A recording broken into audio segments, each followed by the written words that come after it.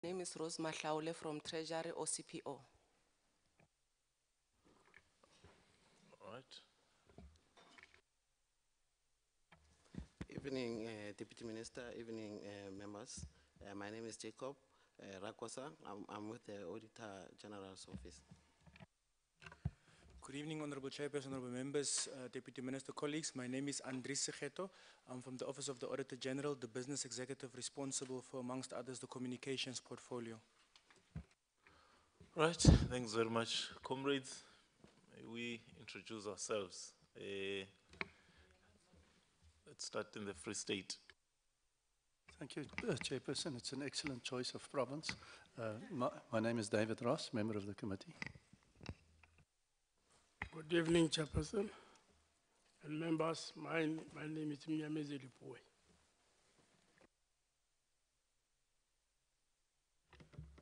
Good evening, Chair. My name is Saki Kekan. I'm a member of this committee.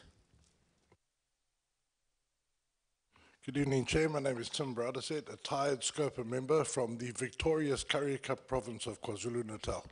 Thank you. Modanishe Tombo Viomende, member of SCOPA. Dumelang, lebitso la ka ke Thapelo Tshilwane, leloko la komiti ya SCOPA. Molweni igama lami nguNthabiseni Khune, member of the committee. All right, thanks very much. I'm Comrade Themba Godi. I chair the committee. Comrade Deputy Minister, we had a number of interactions with the SABC. I think the last time was during the tenure of the interim board. We had a number of meetings here in Cape Town, as well as at the headquarters of the SABC as part of our efforts to assist in the task of helping the SABC to get its footing right.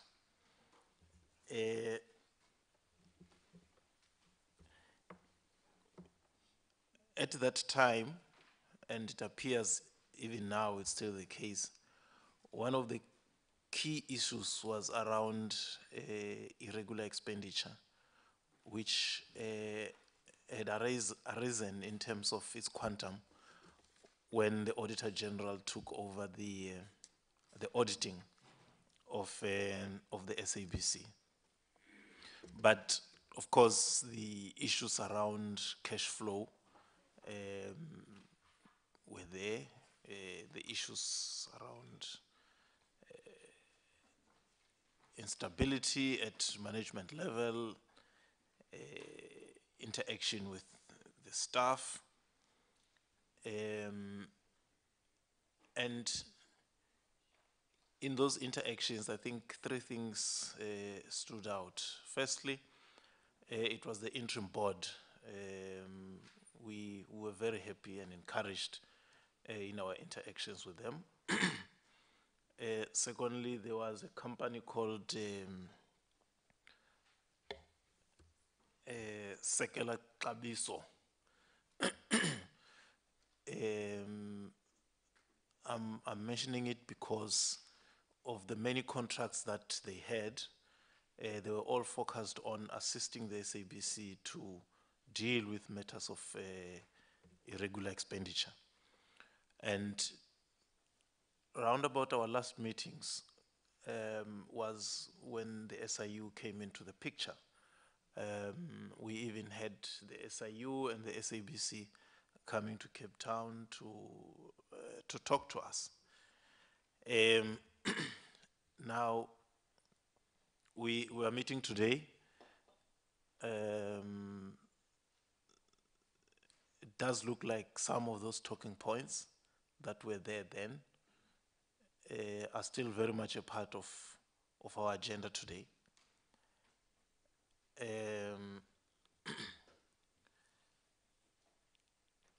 with the very real possibility, or is it a probability, of some of your employees losing their jobs. And I was just noting for myself, a few weeks after the job summit, one of whose resolutions was, let's preserve jobs. I do want to say that our decision to call the SABC amongst a number of other entities was to say that the work and the effort that we did should not be left hanging. We do need to touch base with the SABC to get a sense of what happened to the momentum that we had left there. Give us a better picture of what is happening at the SABC. Now, we have received documents from yourselves in relation to the issues that we had said should form the basis of our interaction. There are documents from the SABC, but there is also a submission from the SIU. So in terms of how we have sought to deal with these matters, Comrade Deputy Minister, we have said we would want to give the SIU the opportunity to present first, because they are merely giving us information. We will then pass over to our substantive engagements, unless comrades have issues they would like to raise from whatever the SIU is going to present. And then once they are done, we'll then get into matters SABC, and Comrade Mente is going to lead us on that, and then other interventions from comrades, and then we're done. So can we take it that way? That's fine. If that is our common understanding, I'll hand over to Advocate Mtibi to take us through their presentation. When they came in, we said the situation at the SABC is urgent. We would want them to do their work with that sense of urgency. So we'd like to hear from them how far they've gone. Advocate. No, thank you very much.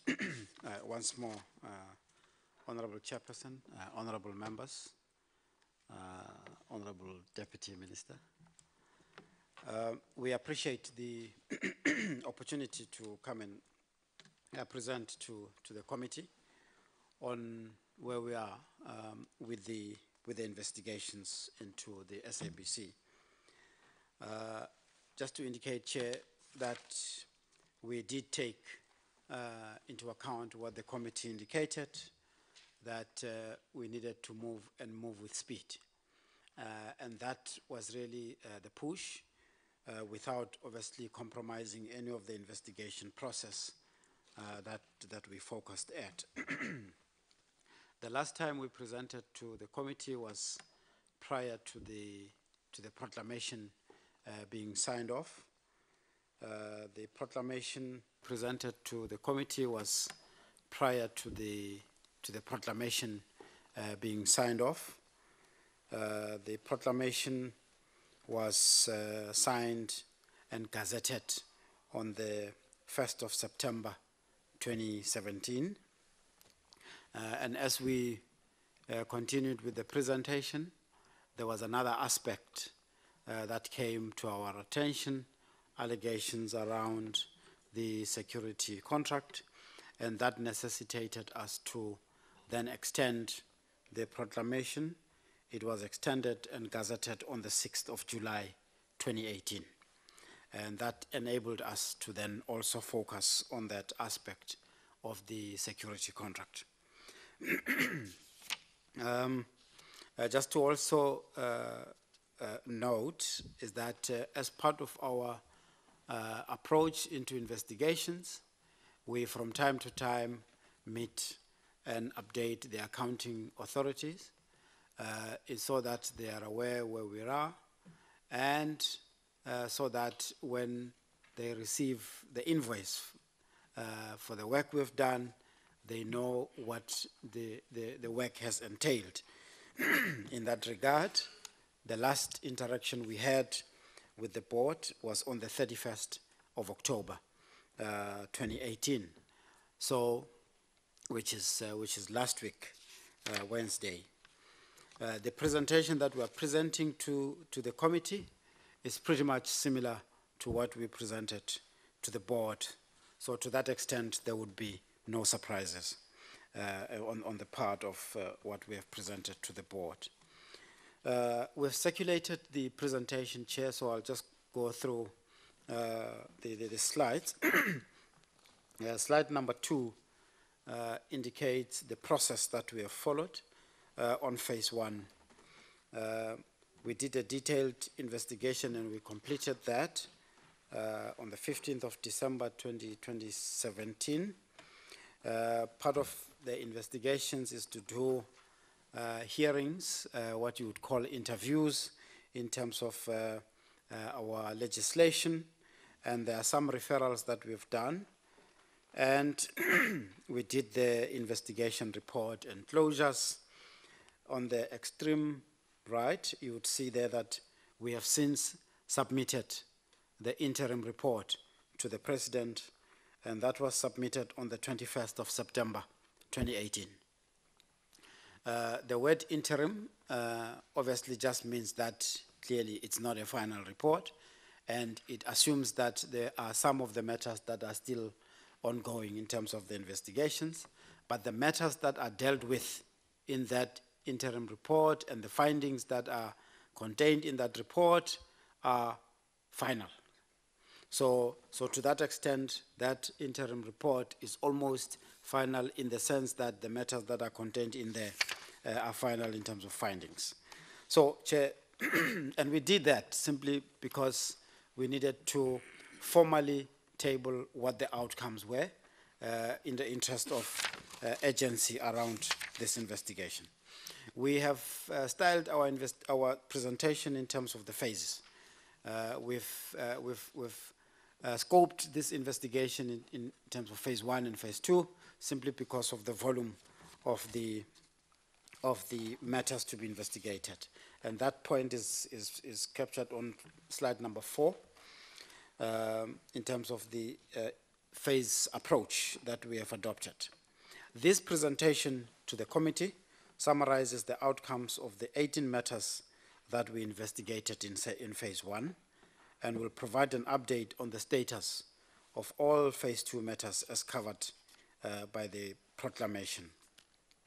We'll also present on the additional proclamation that I referred to, and that proclamation extended the initial proclamation simply because the allegations that came around the security contract were not scoped in the initial proclamation. Slide number 5. The evidence thus far indicated that there were irregularities in awarding of the following contracts. And these are the contracts that were specified in the proclamation itself. Vision View Productions, Sikela Kabiso, that the chairperson you referred to, Lona Vision, Lesaf Consulting, Geconomics, which trades as Infonomics, Asanta Sana, Foxton Communicating, and Mott McDonald. Right, the status of the phase 1 investigation. Evidence obtained also indicated that there were irregularities in the awarding of the success fee to Mr. Motswening, as well as various appointments and salary increases awarded to various employees by Mr. Motswening. SIU also confirmed in this regard, we went through the Public Protector report. We went through it, and we also confirmed that the following appointments of staff, and there were also some salary increases that were irregular, specifically Ms. Suli Mutsweni, Ms. Tobekile Kumalo, and Ms. Guga Duda. We found, in some instances, no evidence to support the allegations of irregularities regarding other appointments. The bottom line here is that those other appointments would have been effected really in line with the corporation's policies. Slide number 7. As a result of the investigations conducted, we then put together what we call court-ready evidence, which was gathered and compiled, along with draft charges for about 36 matters in respect of the outcomes of the investigations. Those matters are detailed below. Some of them consist of civil litigation, and we'll come back to that. That was instituted in 5 matters, with additional 3 matters that are currently submitted to council, and they are underway being considered. The provision of evidence to SABC to assist in defending in one civil matter, we'll mention that later. We have so far made 4 criminal referrals and about 23 disciplinary referrals. Slide number 8. The investigation has produced evidence to initiate civil litigation instituted in the name of SIU and SABC in 5 High Court matters to the value of just over 166 million. And we have referred 3 matters to council who are preparing court papers to date. The SIU also provided evidence to defend the Asanta Sana claim to the value of 350,000. The date is there, 19th March 2018. The slide, the graph there, or the diagram, just includes some of the civil matters starting, and those are the ones where court papers have been served, and we are already in court, and as you can see, they've got case numbers. The one around George Claudi Mutsweni to the value of 21 million, case number 18/4253. We've referred that on the 7th of February 2018. Sikela Klaviso as well, the value of litigation, which is really the contract value, to the value of 9.8 million. Case number 17/49870, referral date 25 April 2018.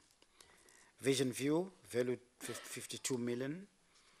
Case number 18-15870, 23 April 2018, it's a referral date.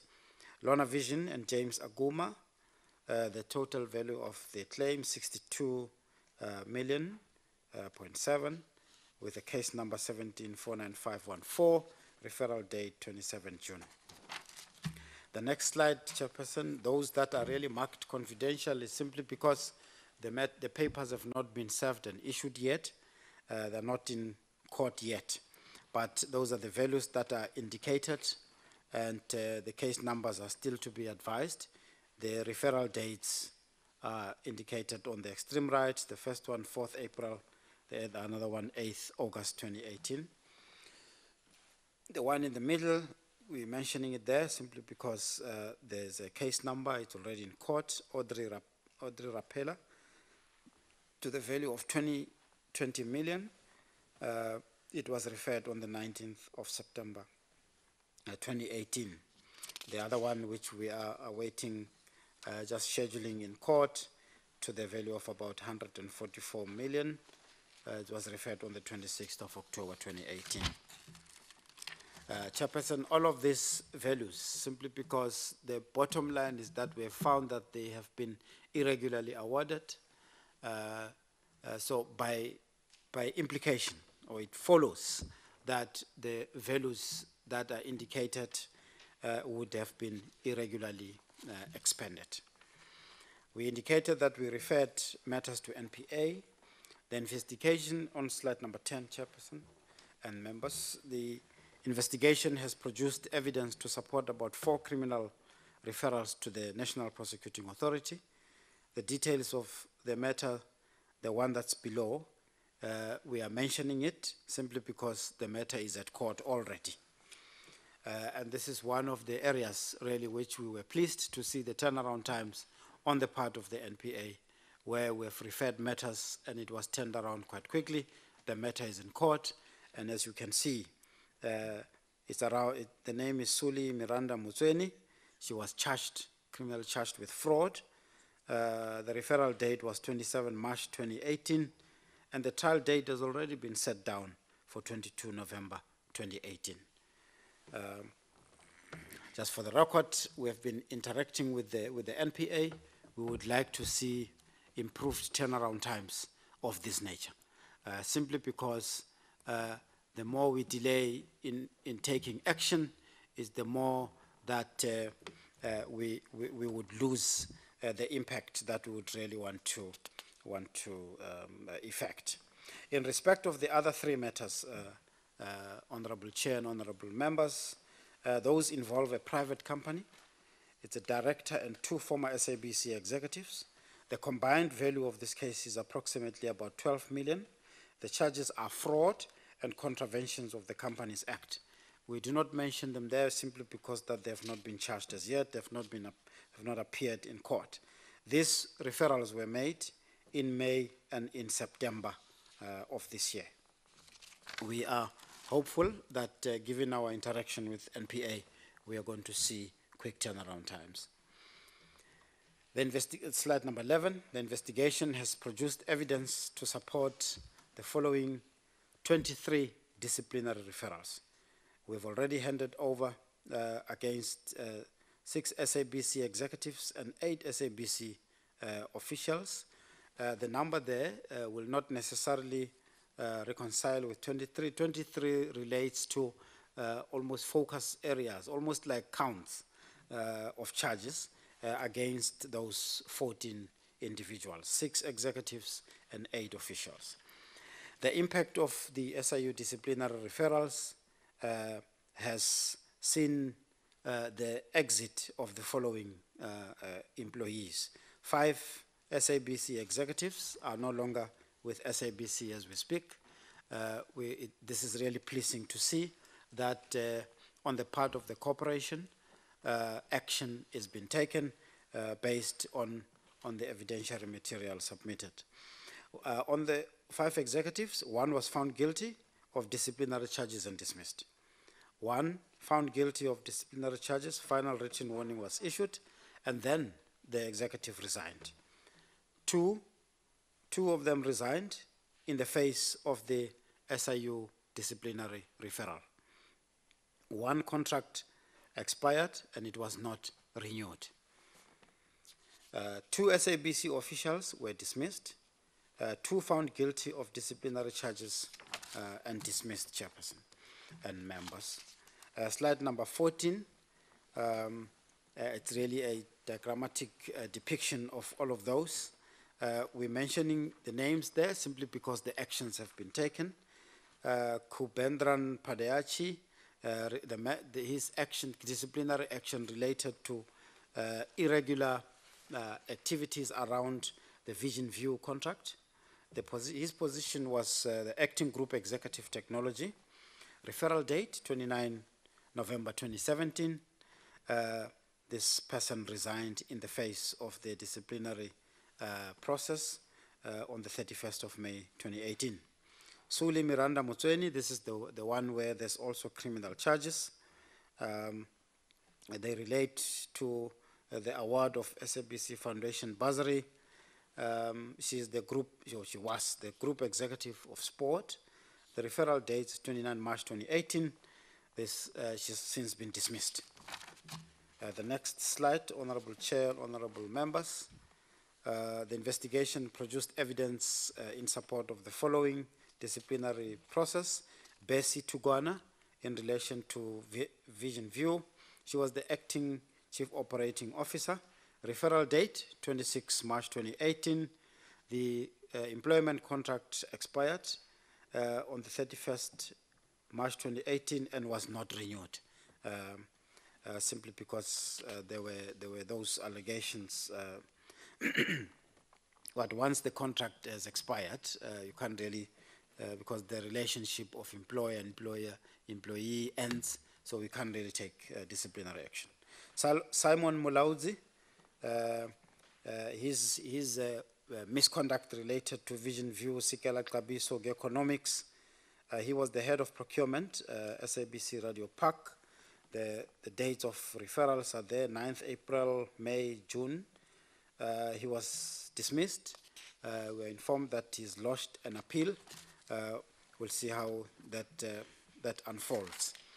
The next one is Audrey Rapella, the misconduct related to Sikela Kabiso and Economics. She was the acting chief financial officer. Those are the referral dates, 7 May, 29 June. Resigned in the face of disciplinary action on 10 July 2018. Anand Mudlia, misconduct relating to Vision View. He was the group secretary. Referral date, 30 May 2018. Was found guilty. Final written warning issued. Slide number 15, Chifiwa Mulaudzi, relating to Economics. He was the group executive's commercial enterprises. We referred that on the 17th of July. He was found guilty, final written warning issued. He has since resigned. Ayanda Mkize, misconduct relating to Economics. This person is the General Manager, Supply Chain Management, Governance and Special Projects. Referral made on the 17th of July 2018. This person was dismissed on 17 October 2018.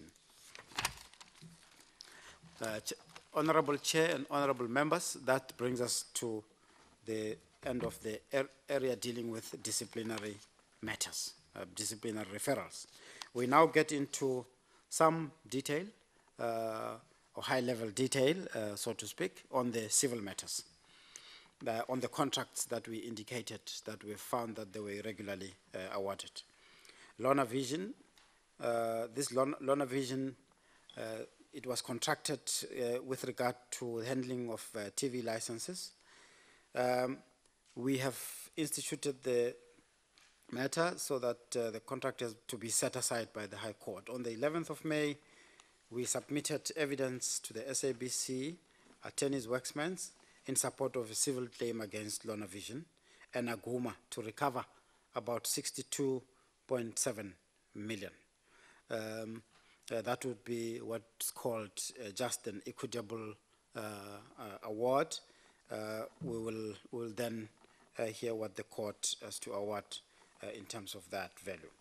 The SABC has issued summons against both parties, and the SIU has filed an application to join the proceedings.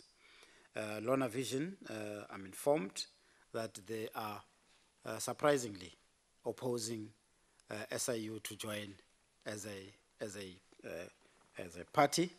The reasons, as far as we are concerned, are irrational, and we'll submit that to the court, that we would like to be a co-applicant in this matter, together with SABC. The heads of argument are being filed. We await the allocation of a date of hearing of this intervention. The last bullet point, we're really just indicating to the Honorable Committee that because our interest is to see that these matters are expedited, we have initiated an engagement with the judges' presidents in various high courts. There's a process that they are able to put in place in terms of matters identified, so that these matters can be expedited. So the judges' presidents have received us favorably. So in every matter where we approach them that we need to expedite, the judge has got what they call a fast-track program, and we engage with the counsel of the other party so that we are not faced with unnecessary interlocutory applications and all of that. So the judge gives it a special attention. So we are hoping that that will really help in expediting the matter, and you'll see that we make a similar point in all of the cases. The next one is Vision View Production. This was a contract relating to multi-purpose studio. There, on the 24th of April 2018, SIU and SABC filed a notice of motion to have the contract between itself and Vision View set aside. Vision View filed its answering affidavit on the 29th of May 2018. A replying affidavit will be served, or was served, by the 12th of June 2018. To date, our records or investigation reveals that SABC has paid Vision View about 34 million of the total contract amounting to 52 million. Heads of arguments filed, and the matter was heard on the 5th of November, and it was postponed to the 9th of November 2018 for judgment. This is one of the matters, Honorable Chair and Honorable Members, that we are really pleased to see that it's been expedited. So we are hoping that on the 9th of November, which is Friday, that the judgment will hopefully be delivered. Council Terry Mutau and Jason Mitchell are assisting us in that. On the Sikala Kabiso matter, Honorable Chair and Honorable Members, similarly, we have instituted action for civil recovery. But as you can see on that first bullet point, slide number 18, both SABC and SIU jointly referred the matter to court for reviewing and setting aside. There's a word that we use there, the latest contract, which was entered into with Sikela Kabiso on 23 December 2016 to the value of about 9.8 million. Chairperson, Honorable Chair and members, you did mention that they had several contracts with SABC. We've gone through those several contracts previously, and we've made a finding that it would really not be worth our while to pursue all of those because they've expired, and to pursue them may not be really of value. But this is the one that will really make the impact. And I want my colleague just to expand a bit because of in the previous presentation, we made some few points. I'll pause here a bit so that she can. Thank you, sir. Just to clarify, so all the contracts in total were valued at 31.247.240 million. And as the head has said, we focused on the most recent contract, which is where there was not full payment made as yet, so there is prospects of recovery there. And in addition to this, we also did report to the SABC that all that expenditure to the value of 31 million, just over that, entered into with those contracts between SABC and Sicelo Qobiso were irregular, and that they needed to be reported to the AG and National Treasury. An additional outcome, just to summarize, for Sicelo Qobiso was there were 3 disciplinaries resulting from that investigation as well. 2 of those officials, Mr. Molowitsi and Ms. Raffaella, are also no longer in the SABC as a result of that evidence that was referred for disciplinary action. Yes. Thank you. Thank you, Honorable Chair and Honorable Members. In this matter, the update is that the notice of motion was issued on the 22nd December 2017 against Sikela Kabiso in the High Court of South Africa, Gauteng Local Division, Johannesburg, case number 7/49870. The status of the civil litigation is that the parties are currently exchanging pleadings. In addition, an application was filed to join the SIU into these proceedings. As the SIU application was heard on the 5th of June, and the application to join the proceedings was successful. All affidavits have been filed, and the heads of argument are due next. Once filed, a hearing date will be allocated. Similarly, in this matter, we have engaged the Judge President so that we can expedite the matter. Slide number 19. It's the matter relating to the civil recovery against Mr. Motswening around the success fees. The SIU and SABC jointly issued summons on the 5th February 2018 in the High Court of South Africa, Howden Local Division, Johannesburg against Mr. Motswening. The civil case consists of two claims. Firstly, for the recovery of 11.5 million in terms of the success fee that was paid, and secondly, for the recovery of 10.2 million for the irregular appointment and salary increments that he effected, suspensions and unlawful terminations of employment. So all of that have been quantified to that amount. The civil litigation process is underway, and case number 1018/04250. Mr. Motswening entered an appearance to defend and raised an exception to the particulars of claim. We are waiting in this event the date for arguments for the exception, and SIU to request an expedited court date as well in this matter. In this area, our evidence have revealed that there were no disciplinary referrals made thus far. However, obviously there's still investigations ongoing. Questioning in terms of SIU Act, this is really in terms of our legislation when we do the interviews. So ongoing investigation, there might still be outcomes in that regard. The next slide, number 20, it's Ms. Motswening, the fraud case that we referred to.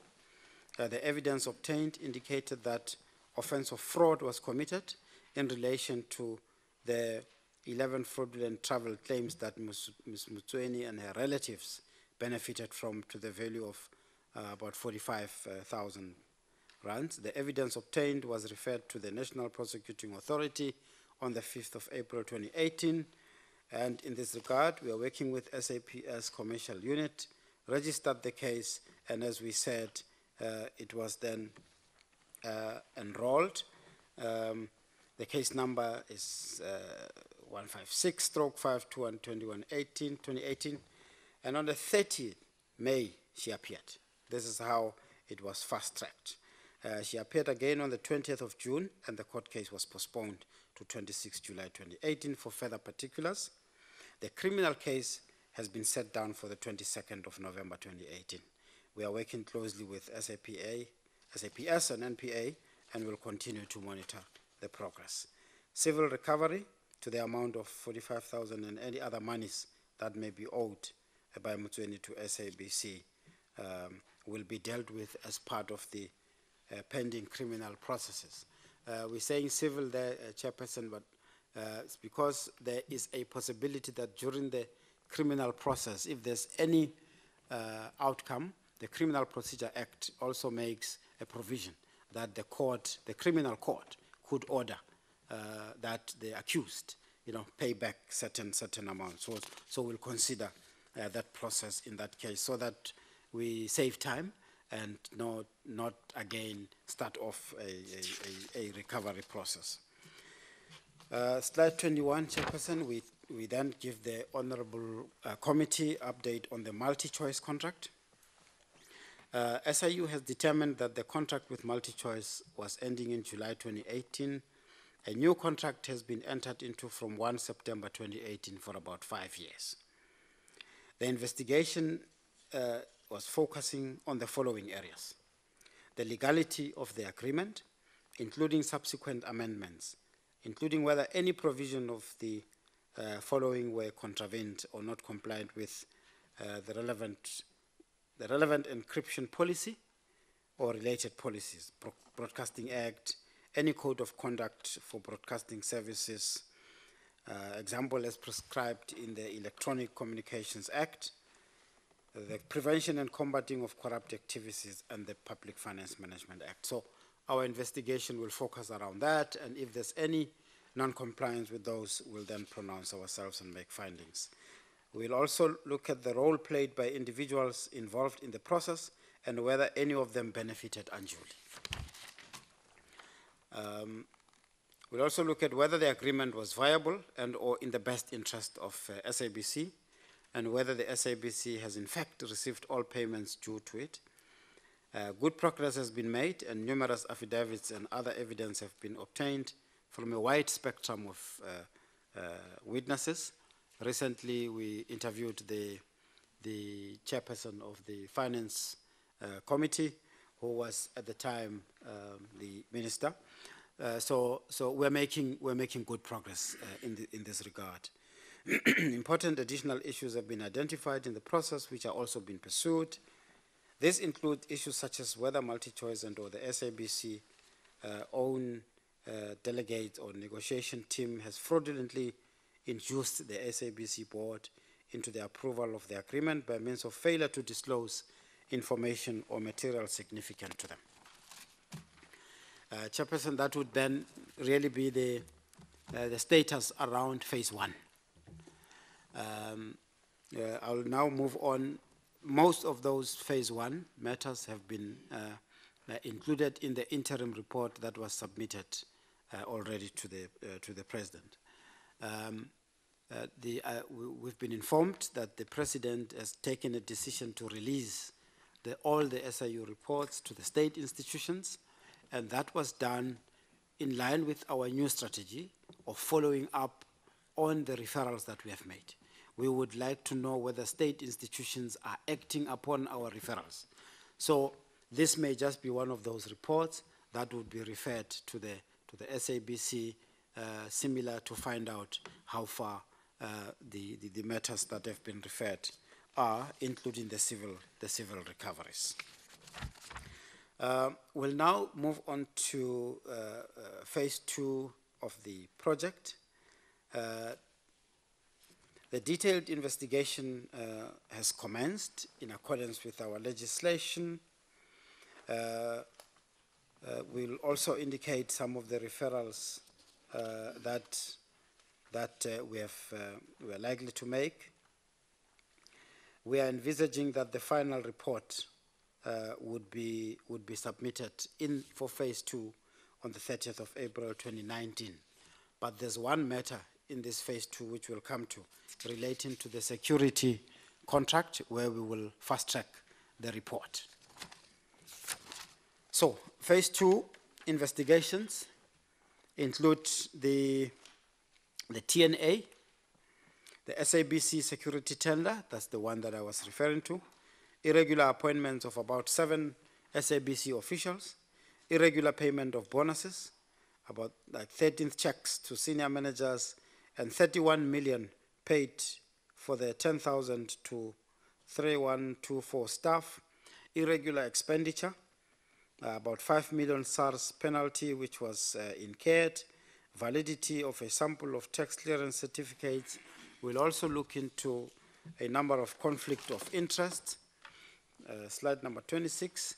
We'll also look into what's called the Legends payments of about 2.4 million, paid to about 53 artists, SABC Heritage and Thank You Concert to the value of about 27 million, Rapid Blue X Factor Season 1, irregular procurement of lease of SABC offices in Nelspruit, irregular payment of Mr. Motswening's 1.2 million legal fees, and various allegations at the Northwest SABC office, including the appointment of the Provincial General Manager, the Provincial News Editor, officials doing business with SABC, that's conflict of interest, any corruption that we can find, abuse of SABC resources.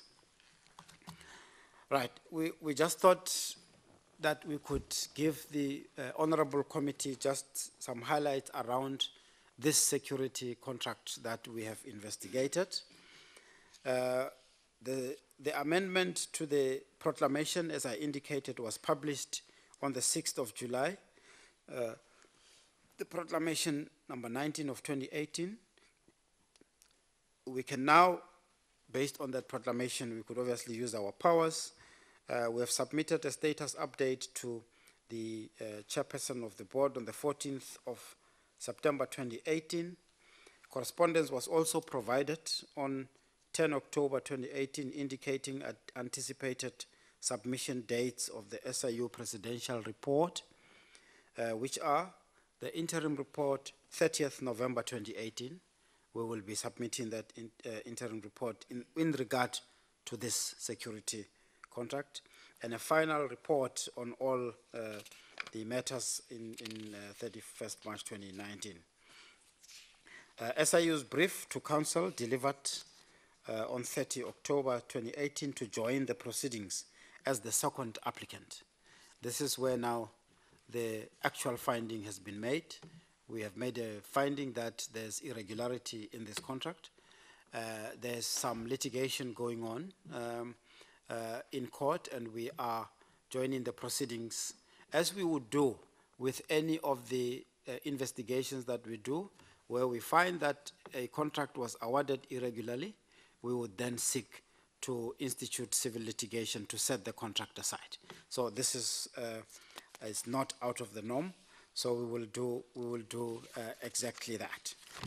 The case number is indicated there. It's ongoing in the court. Slide number 28. This refers to the TNA breakfast contract. Well, like any others that we will do, we'll also focus on any of the irregularities around this contract. We are informed and we have established that TNA has filed for liquidation, and the matter is currently in the liquidator's hands. But Honorable Chair and Honorable Members, we have made a decision that our process is not going to end at the liquidation, because more often liquidations are really used to, taper and make sure that we don't move on and recover. We will determine who are the directors or who are any of the parties involved, so that we can move beyond the liquidation process and be able to reach out to those who are culpable. The TNA initiated arbitration proceedings against SABC. In this regard, I think it was during the interim board where the contract was cancelled. So based on that cancellation, the TNA initiated the proceedings in respect of losses to the amount of about 144 million. Allegedly, they say, or they allege that they suffered due to the repudiation by SABC. So we are joining those proceedings to ensure that we act with SABC in the interest of the corporation. As a result, and with a view to defend the claim, the SABC brought an application to have a contract reviewed and set aside. As I said, we are joining that proceedings. The SIU has obtained significant evidence to support the above-mentioned application and has submitted the brief to Council on the 26th of October 2018. As we indicate, the investigation is ongoing. We will focus just to expand on the irregularity of the contract. Any unlawful benefit TNA would have received from this irregular contract. Honorable Chair and honorable members, we have determined that there would have been irregular payments made to TNA during the run of this contract by other state institutions, either as sponsorships or any other format that they would have taken. We have determined all of those state institutions that would have paid those amounts, and those amounts are quite significant. So we are of the view that there's a link between this contract and those payments, and we have to determine the irregularity thereof so that we are able to then also institute processes to recover. Honorable Chairperson and honorable members, that brings us to the end of our presentation. We thank you for the opportunity. Thanks. Thank you. Thank you very much, Advocate Mtibe, for the presentation. Let me not preempt what my comrades are going to say, if there's anything they are going to say, but if it's clear and straightforward, we can move on to the other matters. But let me check, comrades, is there any question of clarity or any question arising out of the presentation? All right, I'll start with Mente, then, yeah, I'll just go. So it will be the four of you, and then we'll move on. Remember, this just starters, it's not the main course. Yes, yes, comrade. Yeah. In light of the status, just on page 8, where there is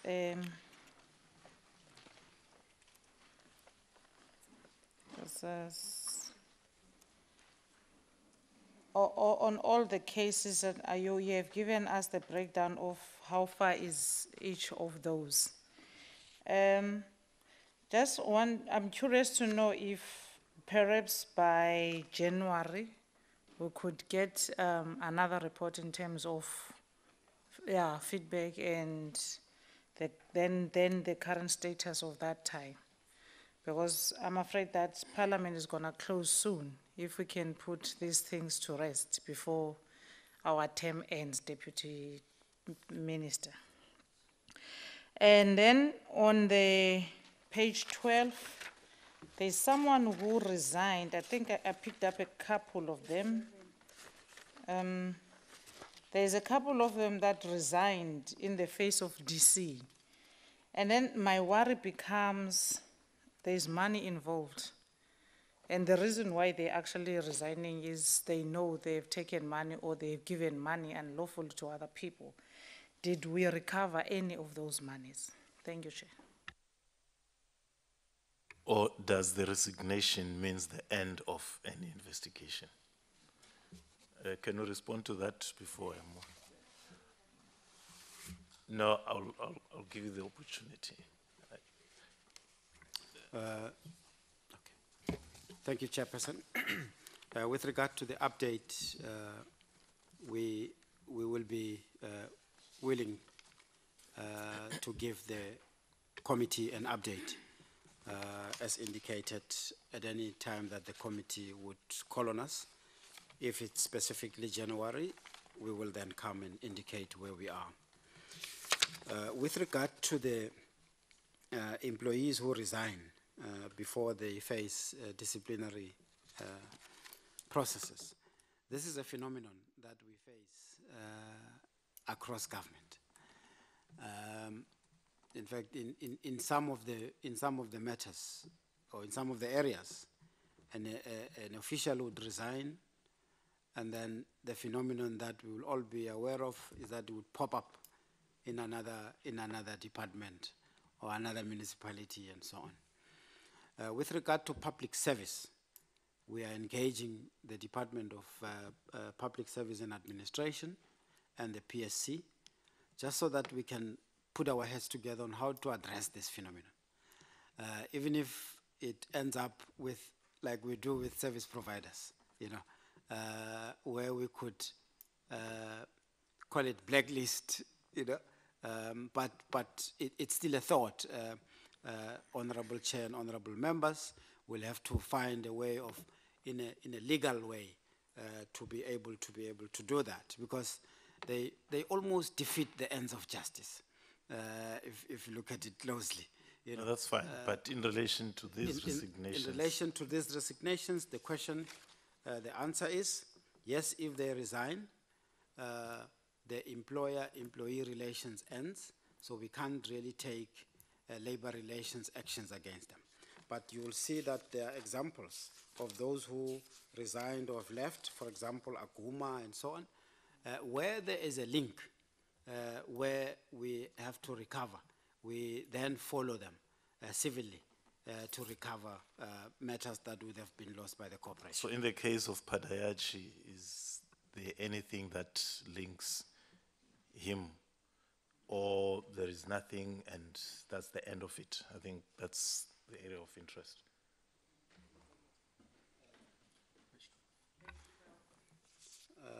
Chairperson, it's page 12. Yes, it's page 12, but we want to refer you to slide number 9. Slide number 9 makes mention of some of the values, and although we have said there that it's confidential, but I'm informed by my colleague that one of the matters, the value of 52 million, involves that. The gentleman. Yes. All right. Yeah, that's fine. Yes, comrade. Thank you, Chair. My question is along the line of the Honourable Mente. I'm glad to see that some that are resigning, where there is a civil link, you are following that up.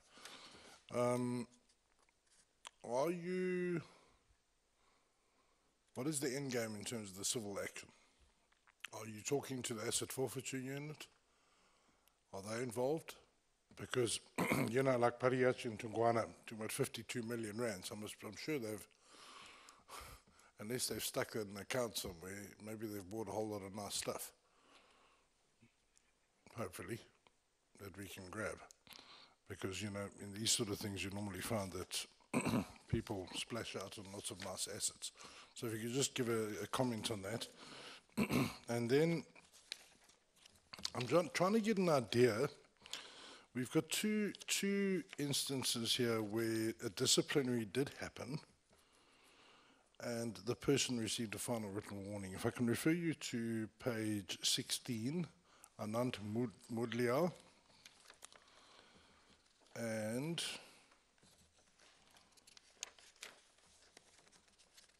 where's the other one?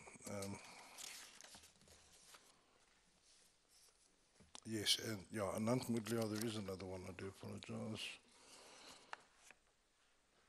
Yeah, that's on page 14 and page 15, Mudliar and Mulaudzi. Yes, no, that was lodged an appeal. There were two here where they got a final written warning. And I want to know what was the nature of the offence that only warranted a final written warning? Could you maybe answer those two and then we'll carry on? So the outcome of civil action, hopefully, and then do you have answers on that? Because we have the SABC and maybe they know. Chairperson and members, we can check that and verify. We don't have it readily at the moment in terms of what the charges were. But that's strange. You reported on this to the SABC and they acted on your work, but you don't know the nature of the offence.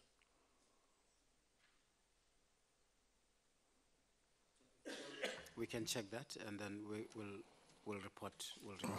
Yeah, yes. All right. Chair, sorry, if you just bear with me, there was one other issue I needed to raise. Throughout your reports, you refer to various time frames that have happened. For instance, on the and I'm just trying to track that we are staying on track on these matters. On the 20th on page 20, which is Vision View Productions. Right, so the matter was set down for hearing on the 5th of November. That's 2 days ago. Did that happen? At the bottom of the page, did that happen? It's a yes or a no. The answer is yes, and it's postponed to the 9th, which is Friday. Postponed to the 9th, okay. Then, for instance, on the Sekela Kabiso CA Incorporated, down at the bottom of page 21, it said all affidavits have been filed and heads of argument are due on 2 November 2018. Did that happen?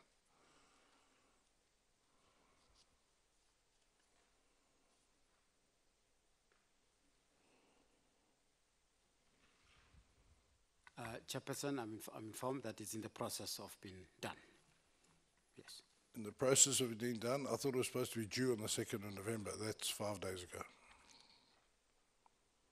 You see, my point is this how these things drift.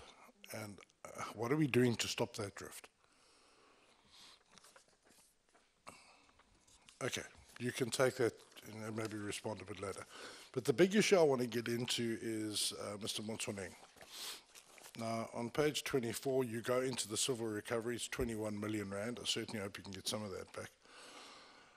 But the question that arises, have you detected criminal behavior on his part in terms of the MFMA, in terms of the Prevention and Combating of Corrupt Activities Act, PFMA, and.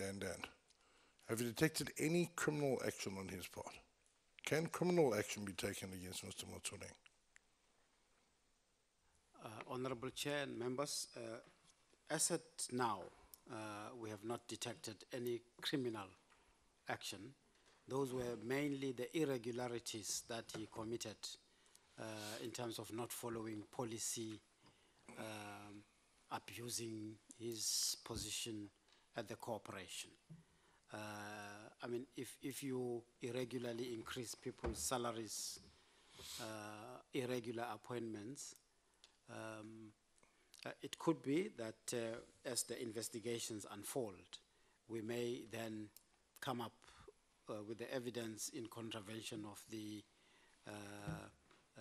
Combating of Corruption of Corrupt Activities Okay, Act. let's stop there. Tell me something. Who is his direct superior? Motsoeneng. Did he have a boss? Chairperson, I wouldn't at the moment just top of mind know who was his direct report, but in evidence he might be have reported to the CEO and the board. So I just want to stop there for a second, because the issue is that the Prevention of and Combating of Corrupt Activities Act specifies that certain persons must report irregular activity when they become aware of it. So you've said that there's a lot of irregular activity here, which we agree, but there's no criminal element. So is there a criminal element to whoever surrounded Motsoeneng and didn't report it? Can that be investigated?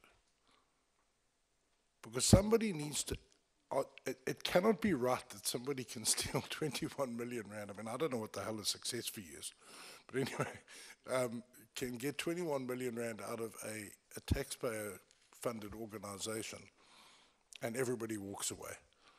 Because I don't know how many rands in this, cents in the rand you're going to get out of Motsoeneng. But somebody should have reported it in terms of PRECA. Have you investigated that? Have you looked at that angle?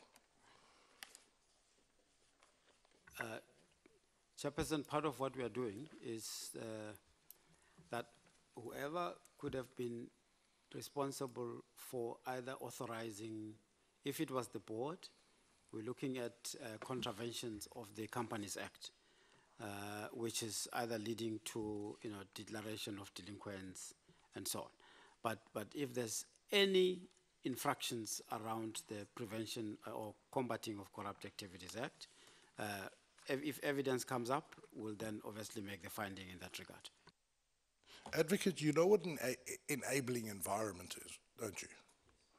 That is where, for instance, a woman knows her husband is abusing their children but doesn't report it. The most terrifying and horrible circumstance in our country. That is what PRECA is trying to do. It's trying to stop the enabling environment. And I'm very concerned, and whilst I really appreciate your work, I'm very concerned that when I've raised this, it seems like something you hadn't really thought of. There was a network around Motsoeneng who, in terms of that particular act, and that act is very wide. If you're familiar with it, I'm sure you are, it refers to a whole range of people in any environment that should, when they become aware of irregularity, report it. So there are a whole range of people, surely, that surrounded Motsoeneng that should have said, something's wrong here, and gone. And I think the Act says to the nearest police officer. That's what the Act says. Go to that nearest police officer and say, and I'm very concerned that you aren't picking up on this, and I really need to, Chair, through you, ask that that also gets looked at, and certainly the board takes that seriously. That the enabling environment that allowed a man to take 21 million rand from taxpayers, and I promise you now, if we get 10 cents on the rand, we'll be lucky out of him, if anything. And those enablers allowed it to happen. Chair, I'll leave it at there for now. I know you want to move on. But can we have a response to that, Chair? This man cannot walk away, and he's going to, I'm assure you. Well, I seem to be hearing you to be impressing it on the SIU and the board to focus on that aspect. And I'm taking that they've heard you. Yeah. Comrade Boy? No, I wanted to walk on the same road we are walking, to welcome the report of the SIU and be able to say this has been the first time since in the 25 years that they've seen such a performance. Congratulations. Are you done? Oh, that's so unlike you. Okay. Okay, Ross? Thank you, Chairperson. Yes, perhaps I should join the accolades, and thank you for the report. And if my memory serves me right, in the last engagement, we were very concerned when, I think that was on the 27th of June, is it 2017? Is it so long ago that we engaged with you in Johannesburg? And then we had a huge concern with regards to the presidential proclamations, you will remember, because it seems to be stuck at the presidential level, if I understand correctly my assumptions.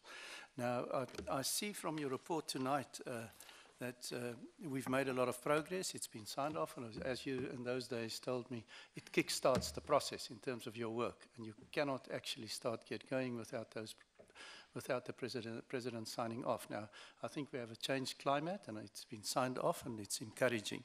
But in terms of your reports, in your first phase, you say there's an interim presidential report. And in the second one, it is a final presidential report. Now, in terms of your efforts to expedite the outcomes of your investigations, what would be the difference between the interim and the final report?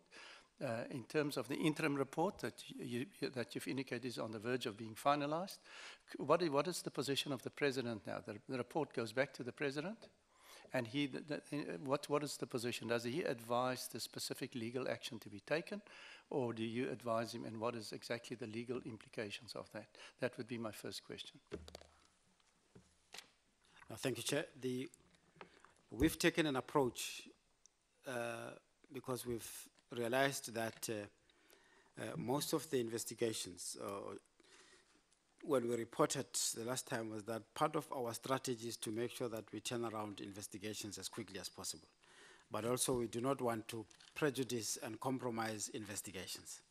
So our strategy says if the investigation would go beyond 12 months, then by the 12th month we need to issue an interim report. So that is to make sure that we continuously show outcomes to the state institutions and to the president who signed the proclamation. So the status of the interim report, as I indicated, was that it's interim simply because the investigation is still going on. But the matters that are addressed in the interim report are final. So we do not go to the president and seek guidance in terms of what we have to do, what we need to do.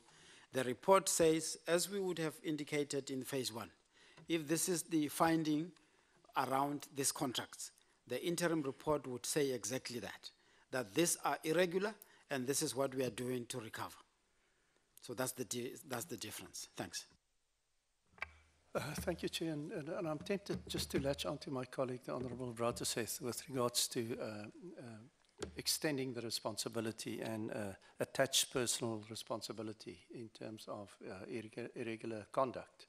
And certainly as a committee, we should note that there's also a huge political responsibility.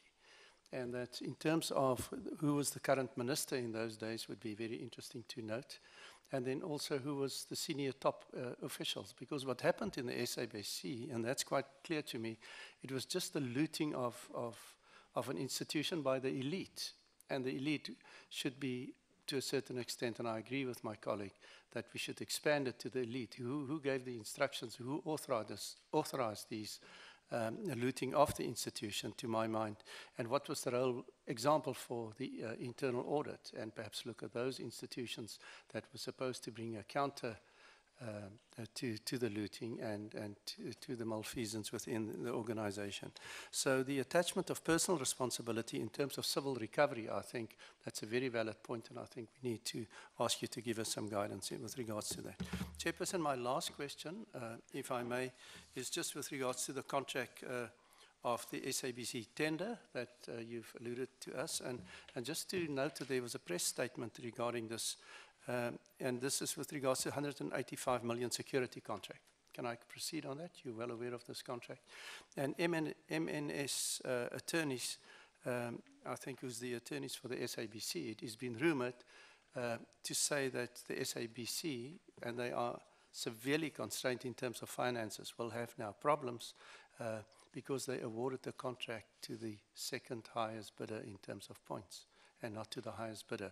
What would your opinion be in terms of this? Because it surely exacerbates the fiscal risk to the institution, which is currently cash-strapped, and we're going to speak about the going concern issues later on. No, thank you, Chairperson. We've noted the point around other parties that would be involved in terms of those who may have given instructions or benefited. The investigation is still ongoing, and we will look at that. On the security contract, on slide number 27, that's the security contract that we are referring to, Chairperson. That's the one where the matter is already in court, and one of the company litigating is the company that is of the view that they should have been awarded the contract.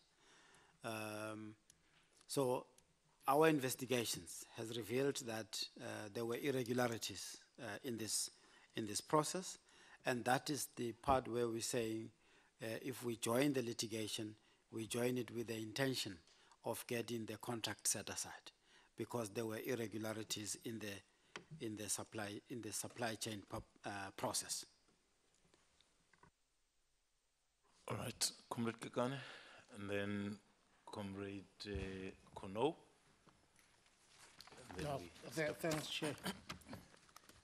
Let me also join my colleagues in welcoming the report. Mine also is on the recovery. On page 14, on this BC Tukwana, because in terms of the status, it says the contract has expired. Now, what is going to happen now that the contract has expired? Are we going to get, are we going to follow this BC and maybe get the money that he owed, that is us?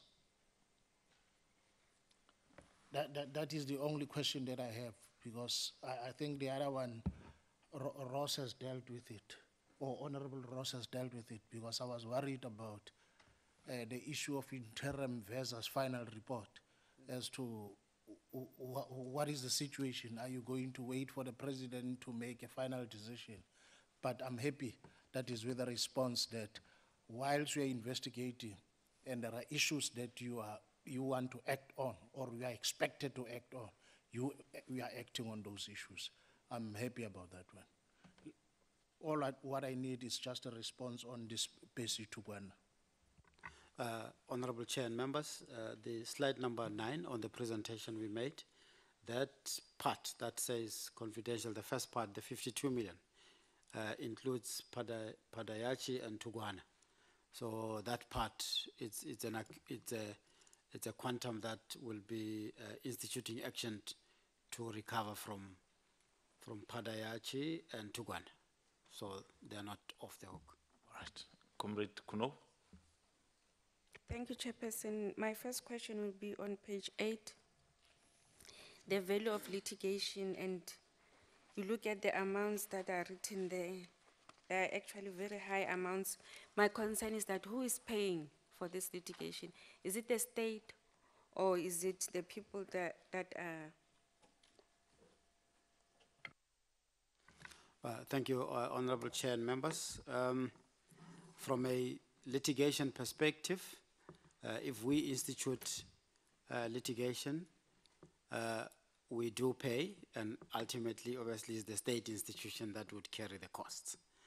But at the end of the process, there's costs that are paid for at the court, so that the court can make an appropriate order as to costs, so that if an award is All right, awarded, no, that's fine. then- So you yeah. pay your fees, SABC pays for Ultimately. its lawyers. Yeah, the concern is that how, Let me correct that. How- Where we institute action, we do pay, but we recover from the state institution. Well, it's the same. Yeah, okay. Yes. the concern, Chairperson, is that that's why SABC is in financial distress, is because of this litigation or the money that they pay for the courts. But how is government going to forfeit the assets from the people that have wronged the government? Thank you, Honorable Chair and Member. In fact, I think the question was raised initially. Our interaction with NPA, because AFU falls under them. Part of what we would like to do is that in this instance, where, to use an example of Padayach and Tugwane, if we want to recover 52 million, we do engage with NPA if there's opportunities of freezing and the assets at an early stage so that they are not lost to government. We consider to do that. But then we will be guided by the NPA in that regard. But ultimately, maybe an added point is that when we ask for order as to costs, we also make, the court could also order costs to other parties so that they pay back the costs that we have incurred. There's a say, Chairperson, in Setswana that says, "Letsogo la molao le letelele." But you are really making it long. I think we have an anti-corruption task team, which is clear on what they are supposed to be achieving. And I don't see you working together with them. You are actually saying we are still going to refer this matter to the NPA, but there are no conclusions. So can we get progress reports in terms of how are you taking this cases that you are investigating? And coupled with that, I think on page 11, you did say that you had 23 disciplinary referrals, but you only talk about 8 officials. What happened to 11 officials? If you can clarify that. I know you said that, but it's really not clear. Chairperson, in terms of the ACTT, we do work closely with all the entities in ACTT. Our legislation says when we find evidence pointing to a criminal offense, our legislation requires us to refer matters to NPA. That is the law. If we don't do that, we run the risk that we would lose cases on technicality.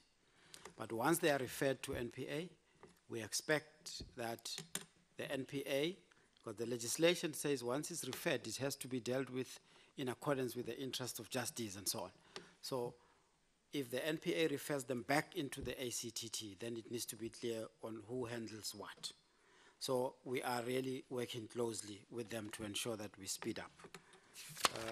On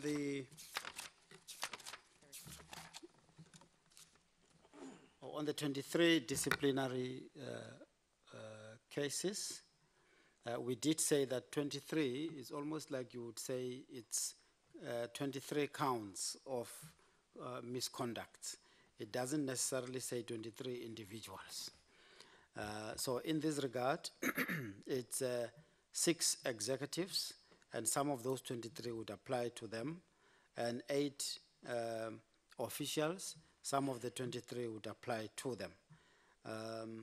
So I've just been informed now that almost about 7 have been finalized, and 7 are ongoing as we speak today. Chairperson will be on Auckland Park security. I think that's what Ndate Ross asked earlier on.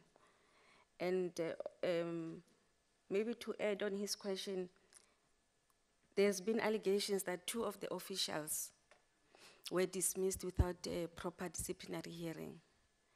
So as much as we appreciate that you are expediting discipline, we also are interested to make sure that we don't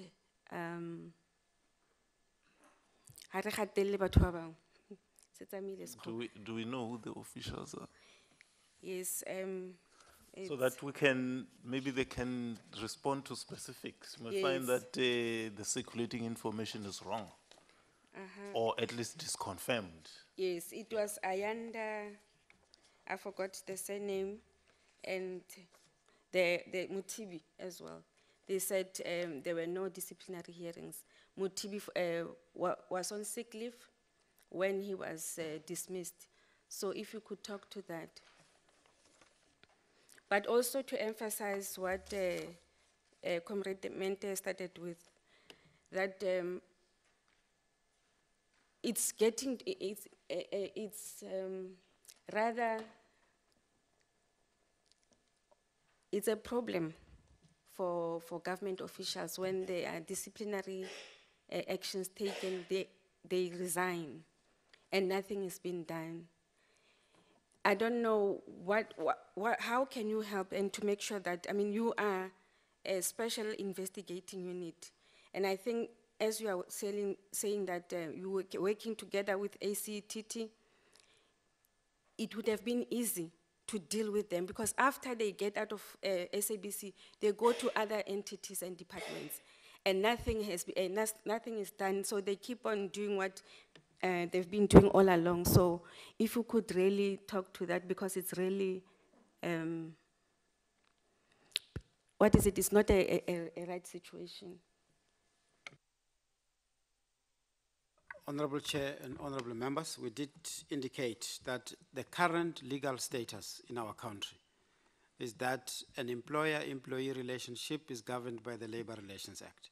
And once an employee resigns, in fact, it's a legal moot point, whether if I resign, whether the employer can refuse me to resign.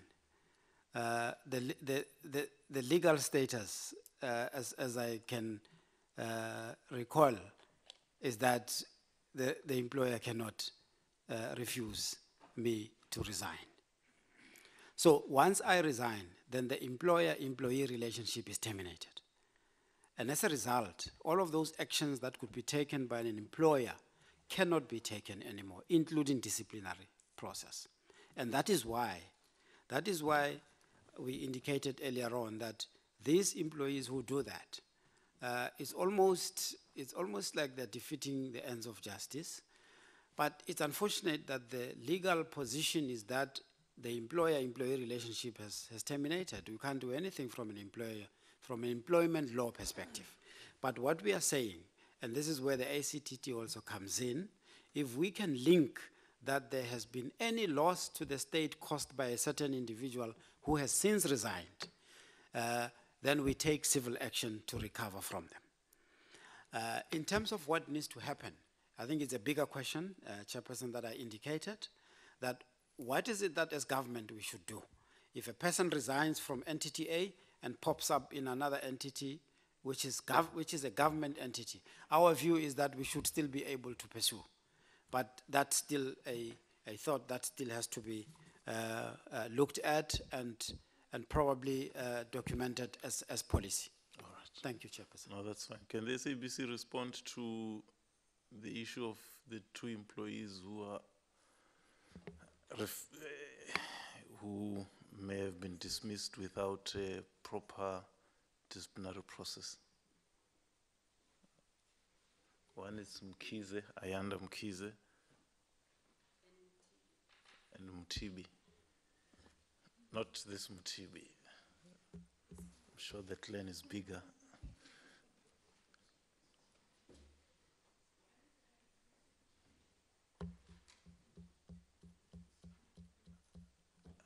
I would like them to talk to it. Simon Mlaudzi.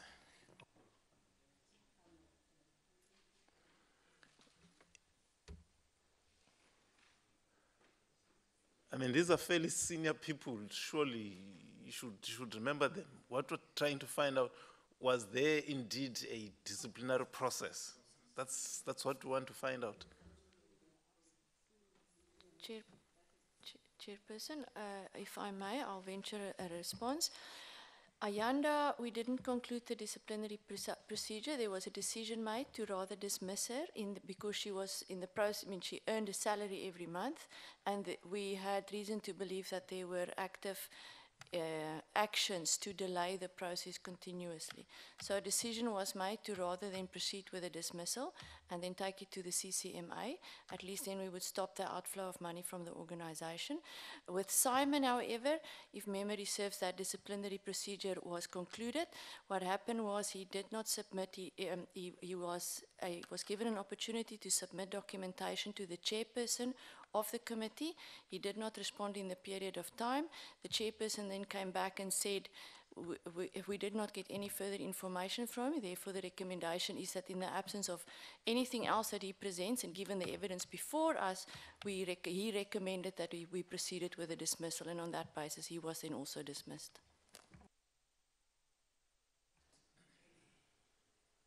No, that's fine. You wanted to make an addition? Yes, I'd like to, Chair. Thank you. I think it's important to emphasize that in all of these cases, there was full compliance with the prescripts of the LRA. And obviously, we took advice from the ER department as well. All right. No, that's fine. Thanks, Advocate Mutibi. I think one of the things that we miss always in our engagement is to get feedback of this nature about things that are practically being done in relation to specific instances of misconduct. However, the big question for me is how your work has impacted on behavior within SABC, so that it is not just limited to the individuals that are mentioned here. To what extent does it serve on those who are still there to send a message that ABCD can happen? But that might not be for you to respond to. I'm sure the SABC is the one that can, talk to those things. Now, Comrade Deputy Minister, we had sought to engage because, like I said, firstly, we wanted to touch base and see what progress has been made subsequent to our engagements. But also because we looked at the report of the Auditor General, it did not make for good reading. And so it was important that we hear from you, but since the report is out, well, we'll use it as a basis for engagement. I will hand over to Comrade Mente to kickstart.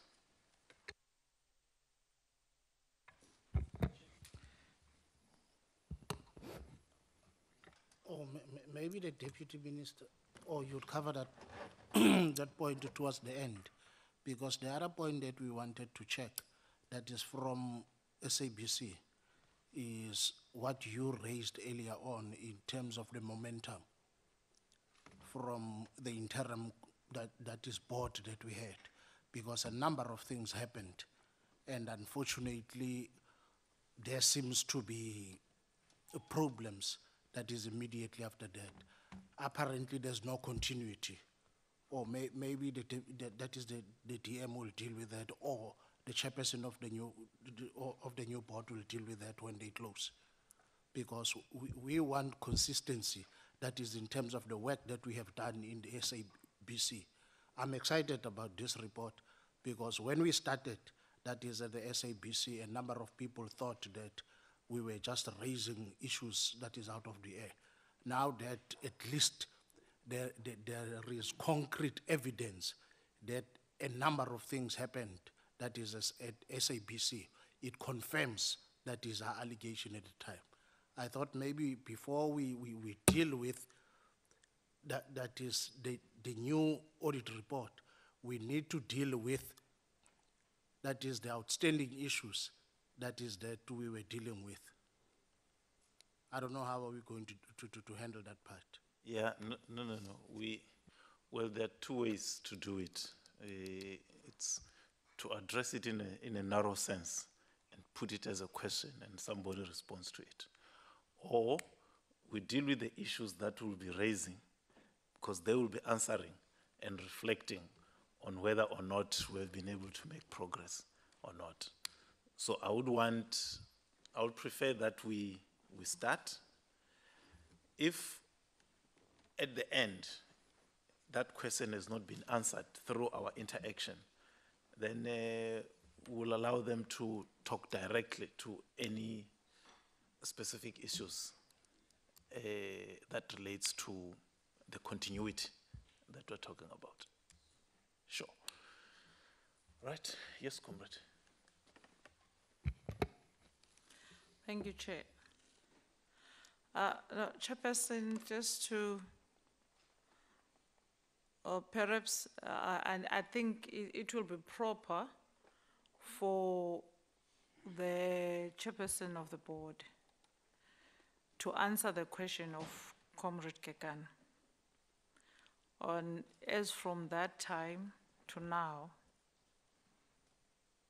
what has been happening? I thought you would deal with irregular expenditure. Okay.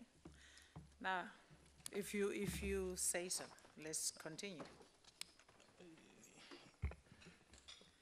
Just follow my lead, you'll see where it's going to. Okay. You're the chair. I'm not. All right. Chairperson, thank you very much. Chairperson of the board and your delegation, I think you've seen how the SIU has been reporting. A thorough reporting with all the details in order for us and in order for South Africa to understand the issues that we're dealing with. Now, I would like to know from you, firstly, who deals with the relations of Parliament from SABC and the Auditor General's findings? Who deals with that?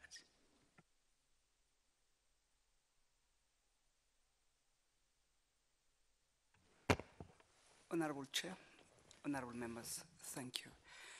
When it comes to the reporting or engagement with Parliament, that process is driven by the board working with the Minister of Communications. So in terms of providing the updates on the progress we've made, we appear on a frequent basis in front of the Portfolio Committee on Communications. All right. So I take it you're saying it's yourself. Honorable Member, yes, it is. That's proper.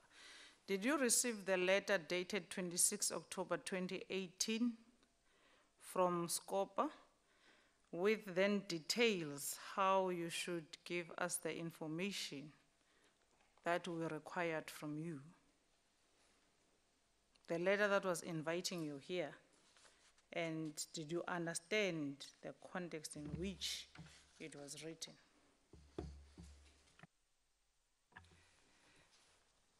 Honorable Member, yes, I did receive the letter. We provided the information. Then there was a follow-up letter coming from the committee, which requested further details, which we then provided. Would you please explain to us, if ever you have provided the follow-up details that were requested? What did we request from you?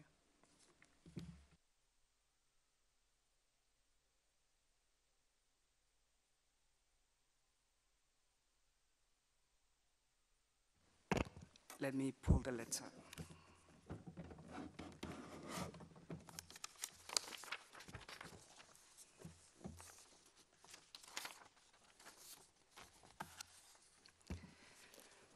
The letter basically wanted us to indicate the dates of the incidents. It also wanted us to provide details of who is involved in those issues, amounts that were involved, and officials that were involved.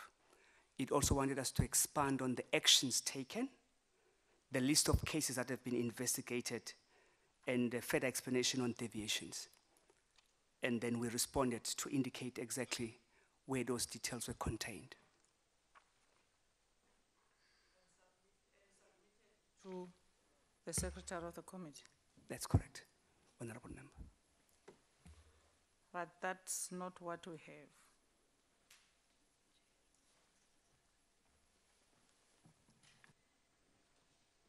That's absolutely not what we have. We have part of what we requested, which is company and the amount. We don't have the official involved.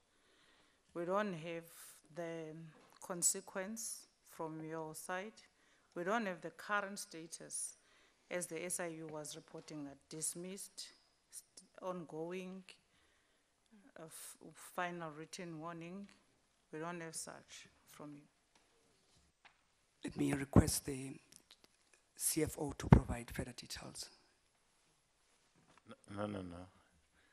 She's saying the information that we requested was not sent to us for purposes of this engagement. So it's either you confirm that yes, the information was not sent, or you dispute that and prove that the information was forwarded to the committee.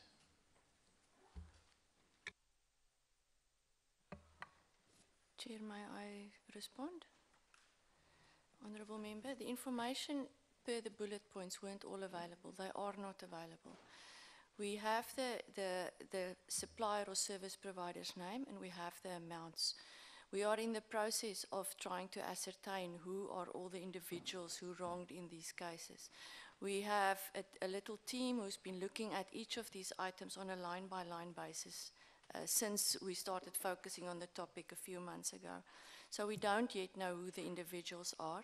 Hence the covering memo that we wrote speak in broad terms because the process have started, but for a few, and as is listed in forensic investigations or that has been dealt with in SIU, we don't yet have individuals that needs to be held responsible, and we're in the process of getting there.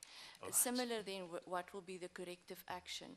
We're not yet at this point in time able to... No, that's fine, that's okay. If you don't have the individual, then the corrective action will also fall off. Yes, comrade. So you are saying you just started the process. Do you have an action plan? Yes, Honourable Member, we do. So what we've done, we have a small team, for one, who is dedicated to be able to go through each of these items. But maybe let me just take one step backwards. So the 5 billion that we're reporting on as maybe, maybe let's do this.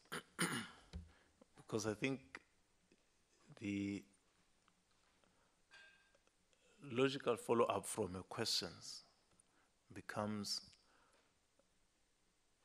in the absence of the requested information that should assist us to engage, how do you see us having a meaningful engagement on those issues?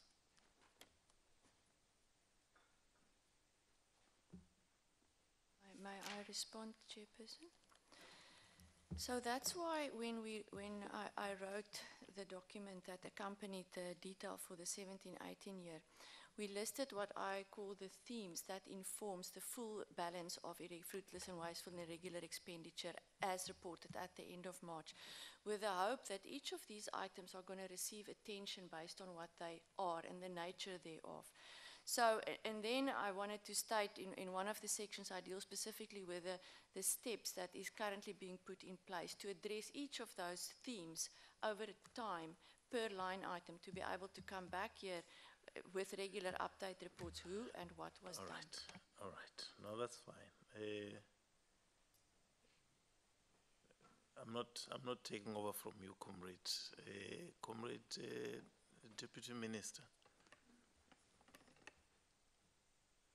I'm sure you follow the drift, because public accounts is not a new animal to you. And I would have imagined that the SABC would benefit from your presence in terms of assisting and guiding them on what is expected, because we don't deal with generalities or generalizations. We want to deal with specifics. If there is a case, a tender that went out irregularly, somebody signed off on it, who is that person? If we don't know who that person is, then our discussion is just a waste of time. I think that is the essence of how we do work. I know you appear before all manner of committees and people, but here, things are done differently. And that is why our letter is very specific. It's very conscious and deliberate. So when you have a deputy minister who has accompanied you to come and be something else other than SCOPA, I mean, how does this assist us? And I'm deliberately saying deputy minister because you are the political head. I would imagine you people met and said, these are the things we're going to present to SCOPA. And you are there. You know, you see, and then you're here.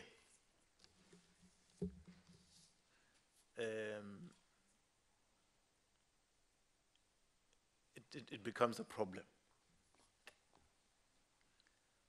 for us to say we will have an engagement that will not be a waste of time, but will be meaningful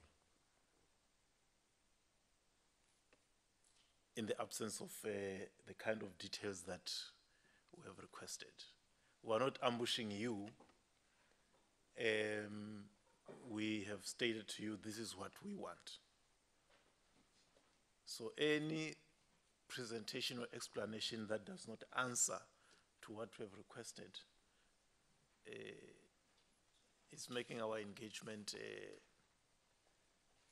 a bit difficult.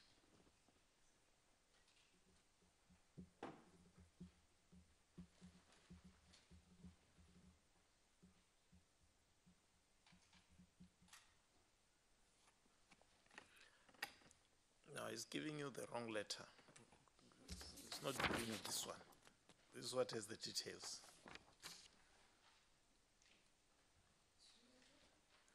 Of course. Thank you, Honorable Chair and members of SCOPA. Chair, I think you're very right, and I'm not sure where to start, but yeah, I'm being put under the bus by SCOPA members. Okay, Chair, the letter that we received in the absence of our minister through our office was very broad and is dated 1 November 2018 to Minister Nomvula Mukonyan. And it says, SCOPA review of 2017-18 irregular, fruitless and wasteful expenditure. I thought... No, I want to talk to what you are referring to. And financial statement of South African Broadcasting. That's the letter we received. No. That's why I said the letter you're having is a wrong one. Because there's a letter dated the 2nd of November. This one. You see? Second. So I do not want us to dispute correspondence. That's why she responded to the issue of the correspondence. What I'm talking to, I'm saying we have this situation in front of us. Agreed. And I'm saying from our side, not having the information that we have requested creates a problem. Now, I was assuming that you have seen this letter and you have seen the presentation, and based on your knowledge and understanding and experience of how we work, would have better advised. It's unfortunate you don't allow me to talk. No, well, I don't want you to talk to the letter of the first, because by so saying, you are saying we did not give you our expectations. And I'm saying, no, there was a follow-up letter on the second, this one, which is very specific. It lists A up to F, the things that we wanted. Okay. Chair, agreed, and I'm being given this letter which is addressed to the chair. But from where we said, knowing and understanding SCOPA, we developed questions to the SABC because we never thought the SABC have questions directly from SCOPA. So we developed those. Now from what you are saying, you guided them. And they didn't share with us this guidance, unfortunately. So I'm admitting that we are not directly responding to your request because this one never served to us, unless if it went to the minister directly and there was an omission from the side of the minister. So we were worried about the broader letter that we received, and from this, we developed our own questions as the Deputy Minister's Office to them to try and respond on how they dealt with irregular. So unfortunately, this was not shared with us. So we want to humbly apologize, and I take the responsibility on behalf of the department and the SABC.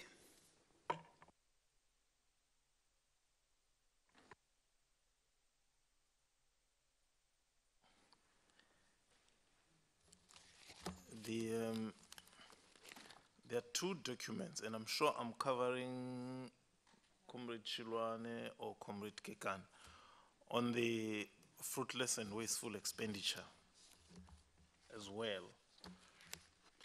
But you see, if you take the fruitless and wasteful expenditure, it actually does have the column responsible person. Comrade Deputy Minister, it does have the column responsible person, and it's only from number 104 that the responsible person is called Limpopo Finance, not an individual, until 143. But from 144 until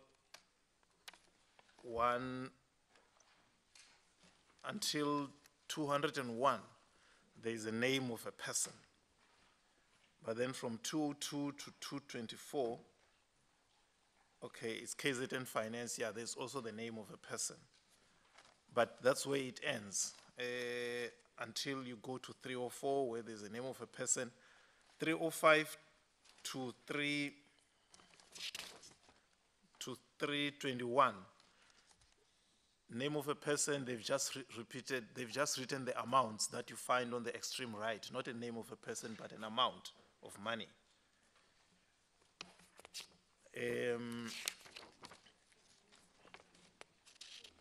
And then 322 to 333, no, to 326, you have a name. 327 to 329, the name is SABC Limited. There is no name of a person there.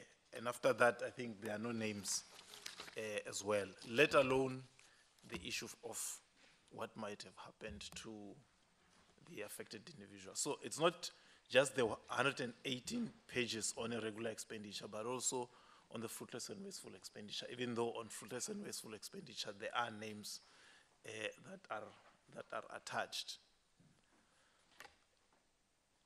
Now, I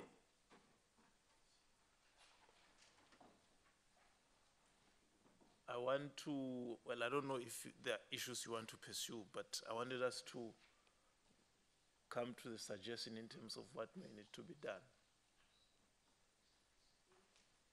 Yeah, okay, all right. Over to you. No, Chair, I wanted to ask one question afterwards in terms of the action plan. If then the board is more or less over a year now in office, and the last time we engaged with them, they were already in billions of irregular expenditure. And then they managed, when they were doing their financials, they managed to disclose 25 million. And the current expenditure, in the current irregular expenditure is 571. Okay, let's just say you are still investigating, you haven't done much. You have gone as far as 25.4 million. Where are the names of the 25.4 million then? And what happened to those people? Because if then that's the case, it means for all this over 12 months, no one has actually paid attention to the Auditor General's findings, except that SIU must do our jobs. And then SABC is going to soon find itself where there was chaos before. And with the current status of the SABC, we really need to deal with issues. Lots of them, in particular, that are related to finances. For any kind of bailout or anything to come to SABC, we need to know that we have a strong hand that's handling the financials. So if you can't account for the 4.9 billion, fair enough, you have gone to 25.4. Who's responsible for it? Thanks.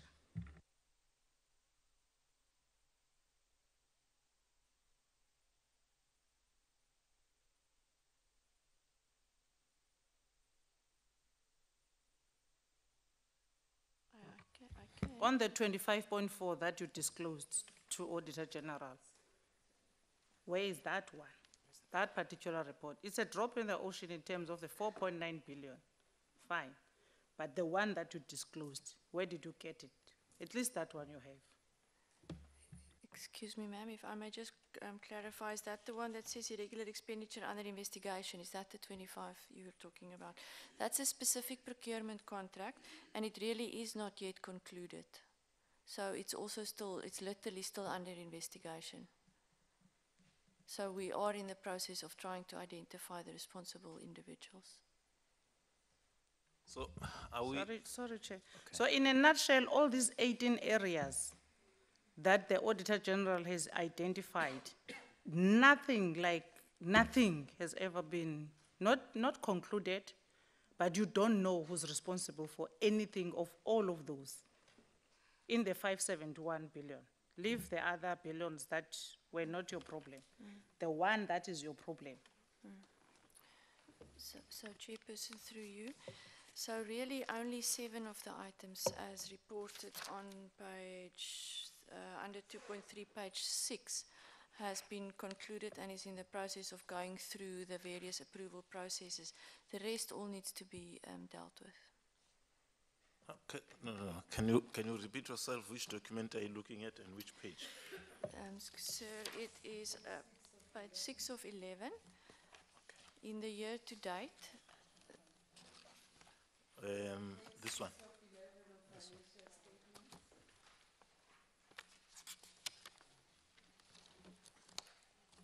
All right, yeah. Can you repeat your response?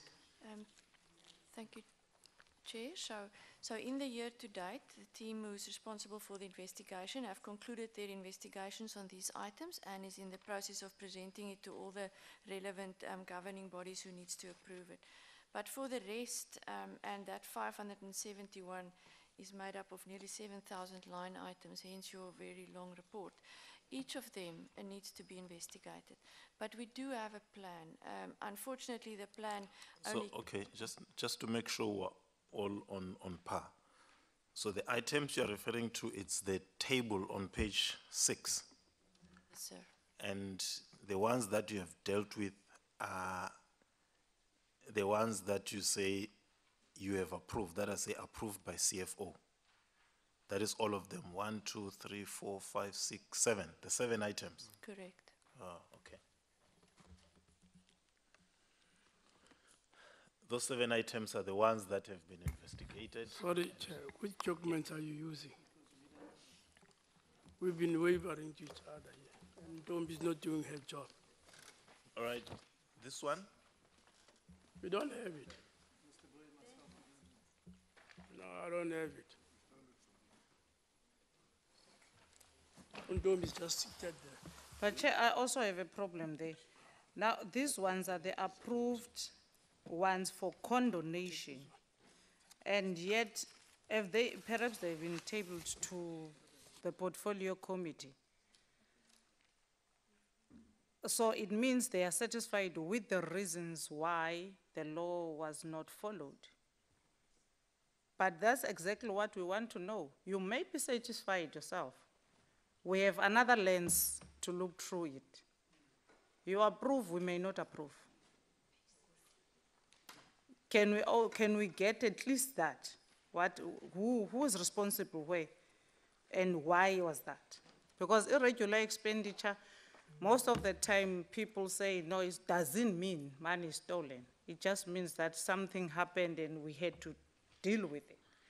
But in most cases, it's just a way of stealing. The fact that you are not having an appetite to follow the rules, it means you want to do something wrong. Either you want to take your fend, either you don't want to bid, either you want to expand an unlawful contract. So you approved, we may not approve through our own lens. So that one as well, for me, it doesn't sit very well. Can we get the details of those as well? Certainly, Honourable Member, the detail is available and we can compile it for you and submit.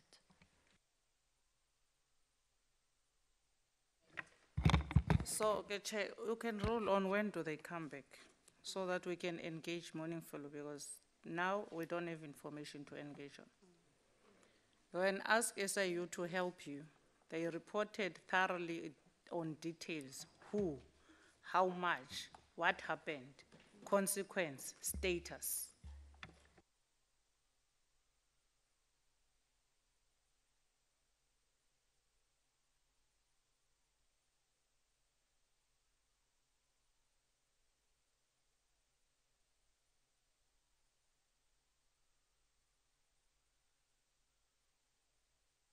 You get the documents from all of us, Chairperson.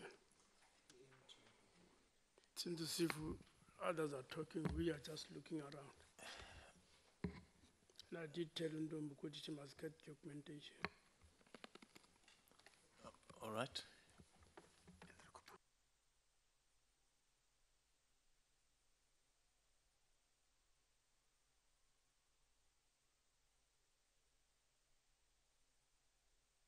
All right. Chair, my documentation, I shared it with my chief whip, so it's gone to my chief whip.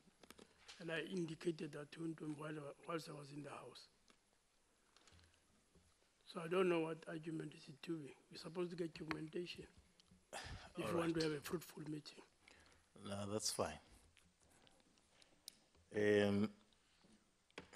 Yes, Comrade Deputy Minister. Chair, I want to establish so that whatever decision that SCOPA arrives at, I'm clear of the expectation of SCOPA. One, there's a letter that SCOPA wrote that specify all the things that are needed, who did what, where. That's one. But two, If you look at the opening balance on the financial statement, page 4 of 11, it speaks about 4.4 billion, and then specific to this financial year, it will be your 571 million. Am I understanding SCOPA to be saying, we look at irregular expenditure cumulatively, the 4.9 billion rand, and we should then be able to categorize those according to how you want them? Or are we only expected, in terms of this letter, that we look only at the 571, which speaks to this financial year, so that even when we leave, we know what should we do and be able to attach the schedules accordingly?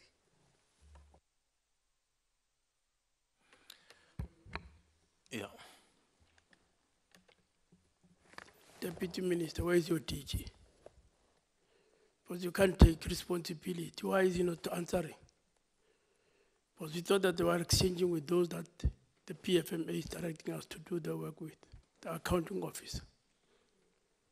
If you are not going to be clear, what is he doing there? Is he a plum pot or what? Because he's supposed to have guided you before you came to the meeting. If he didn't have clarity, you are supposed to have spoken to the chair then. He can't start now to want to solicit clarity on issues that you have long sent letters to him. Can you give us the patiently to deal with the officials before we deal with the political heads? Can the accounting officer take responsibility, Deputy Minister? Please. Or we'll have to interrogate you more than him.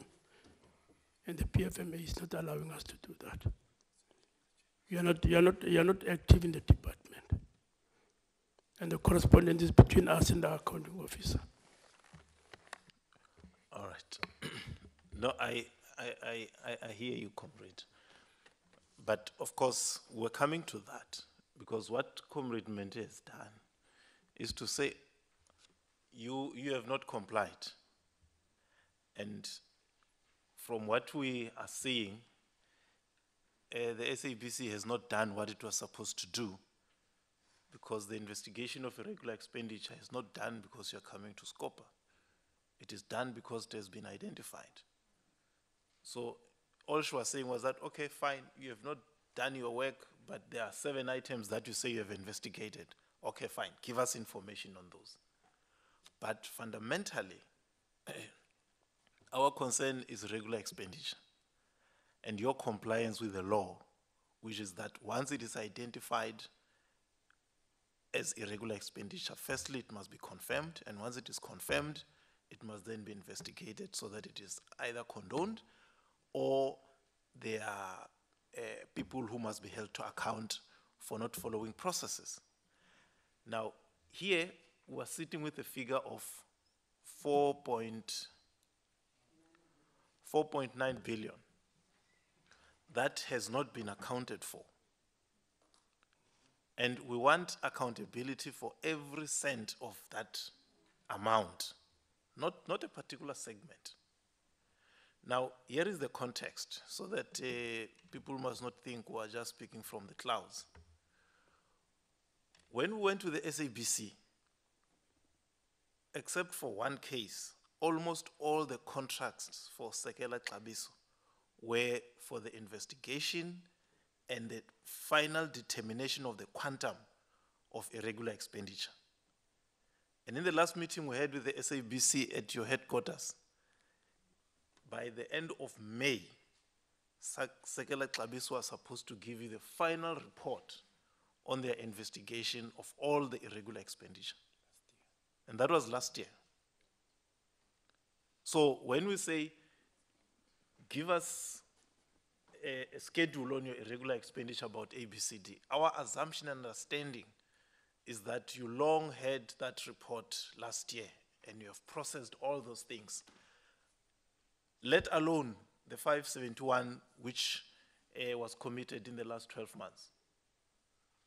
So there is no unreasonableness on our part in terms of our expectation. What Comrade Mente was doing, she was merely saying, okay, fine. But when we called you here, our expectation is that we must come and talk to all these things. And may it be clear, we in this committee, we read and we like reading. So don't think there's a lot of things if we give them because there's this Chisanyama talk about MPs not reading.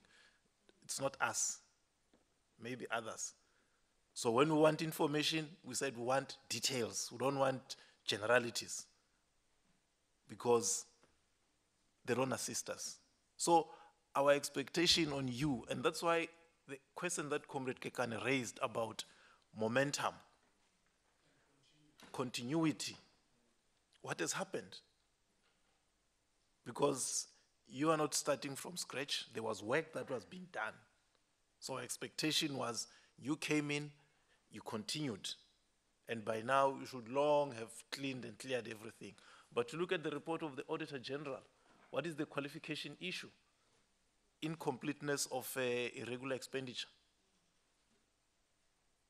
So that is the pit we're in. On the very first item of irregular expenditure, which then creates this problem around how do we move forward? And clearly not with what we have. Does not assist us.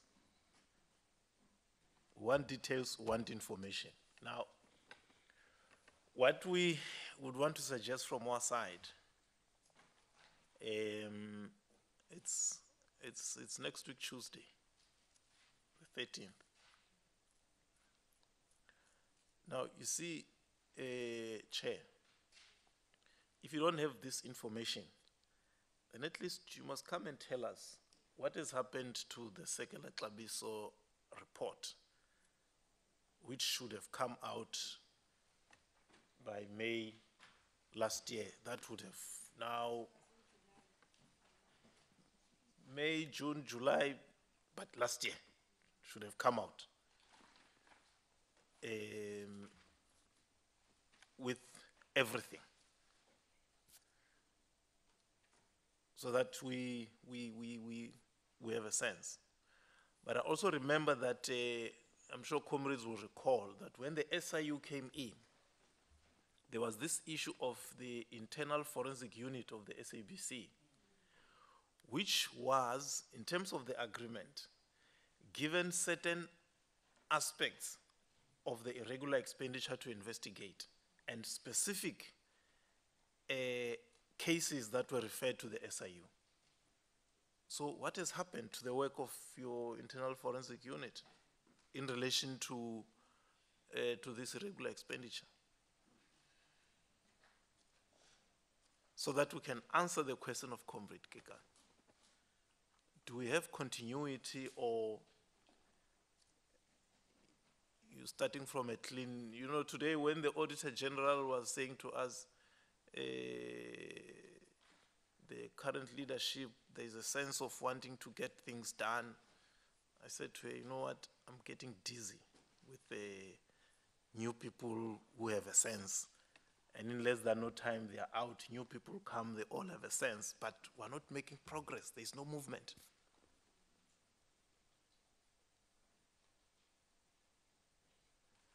Because in relation to what Comrade Kane has asked, we had a sense that the board at that time, as part of assisting to stem the bleeding, was actually doing monthly reconciliations of all transactions. So did that stop? Because now you only have 7 transactions that... And Chair, we expected that there was a head-over report. Hence, we thought that this is, we are continuing. Because it is still fresh in our minds. We know exactly the issues that we're dealing with. Now, it is as if we are meeting SABC for the first time. And that's not the case. We actually camped there in trying to clean SABC. We have done a lot of work. And the issues that we are asking you are issues that we dealt with, that is, with that interim board and that old executive. And I mean, it's not going to help us now. That is to sit with you here as if we are meeting, that is SAB for the first time.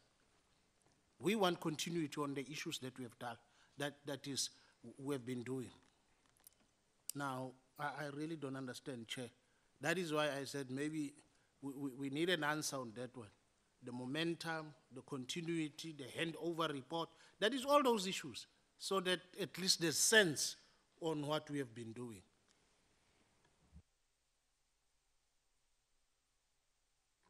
All right, I had already made a suggestion, but maybe let's talk to what Comrade Kekane was raising, because give us a sense of what is.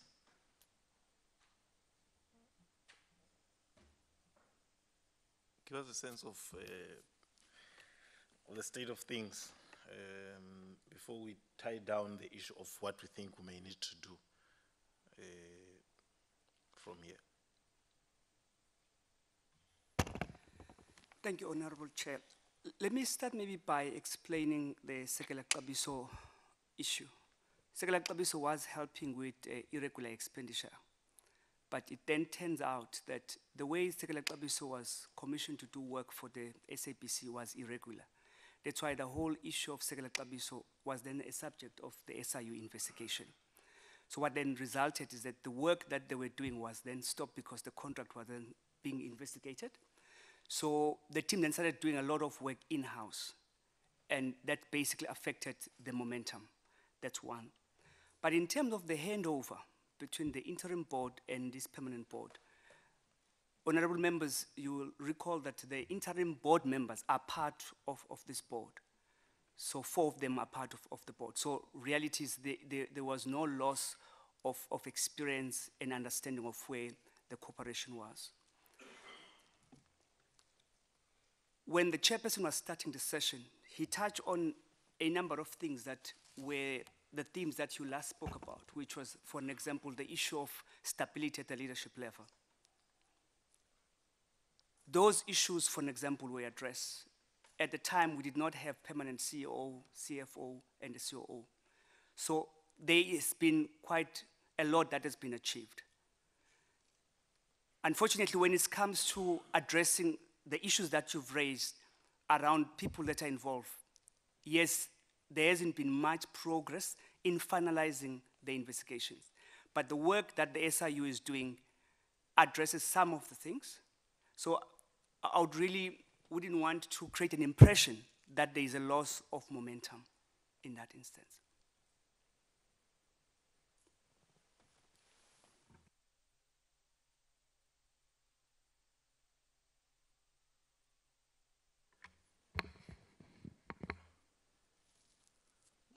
Comrade Chilwane, Comrade Boy, and then Ross.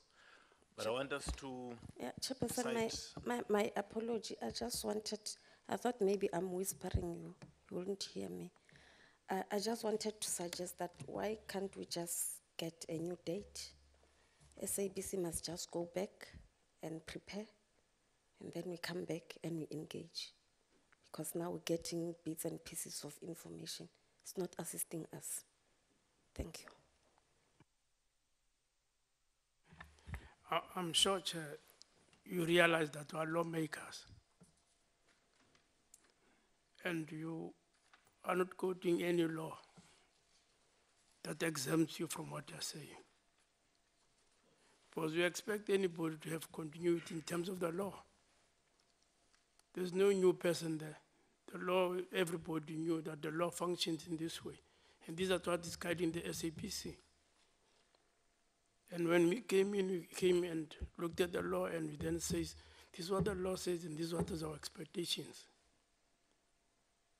When you listen to Advocate Motibi, he was with us in the same meetings there. as we're giving him mandate to assist us to do the investigations. And it's out of consistency that he's able to produce a report that makes us happy. You can't say that that DG of yours or the CEO can get guidance from the law and be able to guide us that this is what has happened. When we went to the SABC has been rotten. And we had to take up that challenge, and we made the commitment to help the SABC to get out of that rot. Now the SABC can't have suddenly no mindset and forget what we've been talking to them in the past. That is terrible, sir. You are dragging us down rather than taking us forward. You're not assisting the process of us helping the SABC to get out of rot. And you're not even using the law, you're using a thumbsuck approach. And you can't use that to us. Give us the law that makes you to make those assumptions, statements that I'm making. Go there in the SABC Act and tell us this is what makes us to act on this particular way. We're not children, sir. We take our work very serious. You see, it's late at night because we want to be able to help the SABC so that it's even ready for the elections. But with this type of image, it can't go anywhere. The Deputy Minister knows that the issues of the SOEs are hard. We can't be spending and continuously asking that they must be given money. You must be given money when you can't even have a memory lane of thinking what has happened before for you to be in the same state of things. And the next thing you're running towards retrenchment. There's a little bit of inconsistency in the way you're dealing with us. Ross? Chairperson, when we did visit the SABC on the 27th of June, we also spoke about the going concern status. And if you look, there's two graphs in your presentation that we can just quickly refer to. The one is the depletion of the cash reserves, and you can see that it's regressed immensely over the last year. And then also you recorded a net loss of about 500 million, is it correct? That was the net loss. And if, Chairperson, there's a newspaper clipping indicated that your loss per day is now 1.5 million.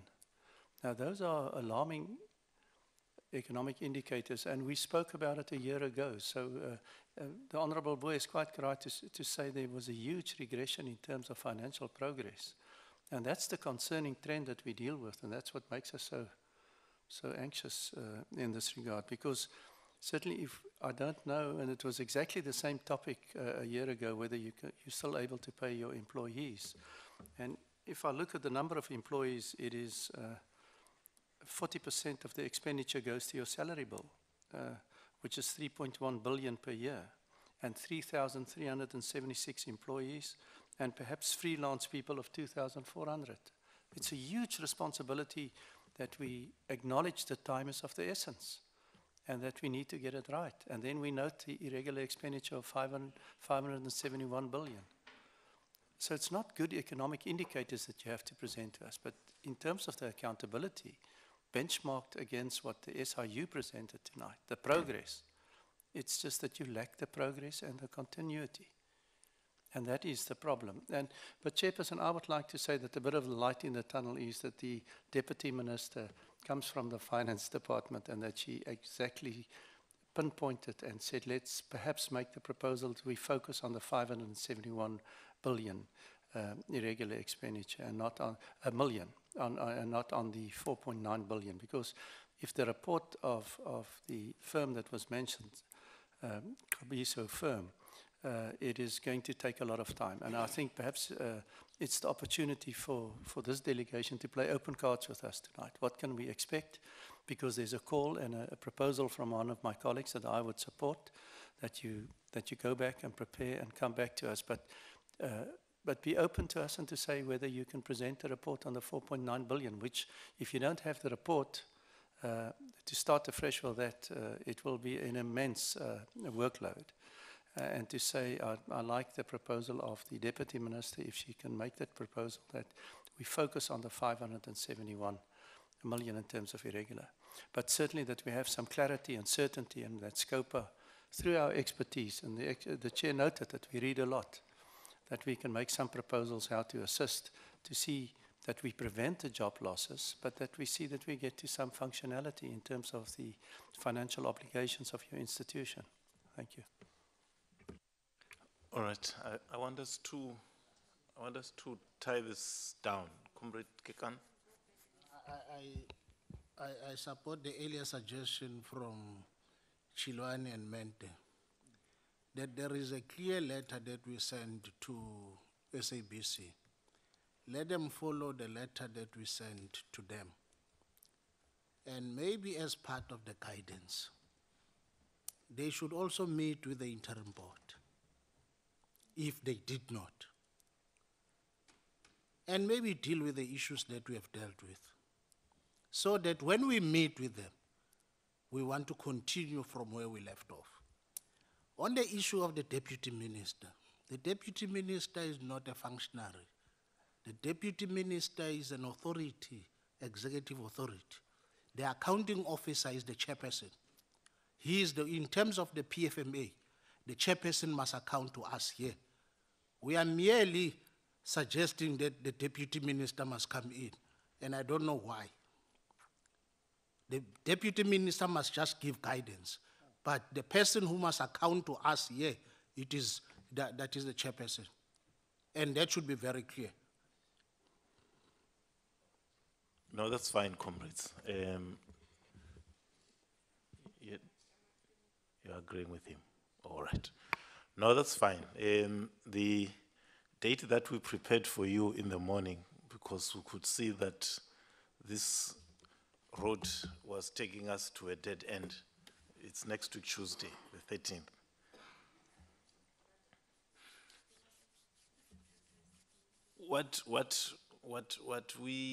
We want to see movement on the irregular expenditure, not the 517.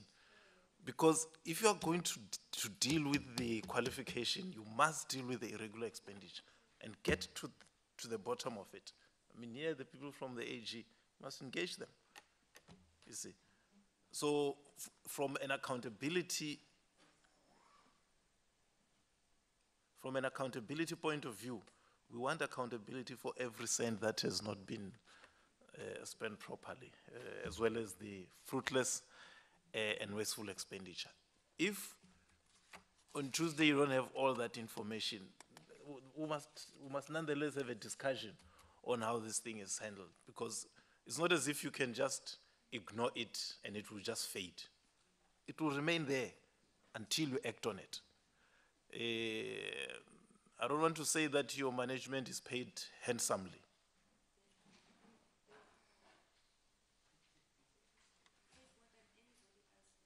So we must see the output of the investment that on a monthly basis the SABC put on you. But I also do want to add that we don't want to just talk about irregular expenditure as well as fruitless and wasteful expenditure, because then we'll be talking of it in isolation. I'm just saying, prepare yourself on the basis of your annual report and the report of the AG. And Tina, Comrade Deputy Minister, will not send questions. This is their report. They wrote it.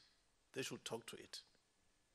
So go and revisit your annual report and the report of the AG and the financial statements, because the irregular expenditure happens in the context of all the other weaknesses that are there. So we need to talk to all those issues. Otherwise, if you just investigate the irregular expenditure and give us a report, and yet the environment that enables it is not spoken to, and you're not demonstrating how you are dealing with it, then we're just wasting time. So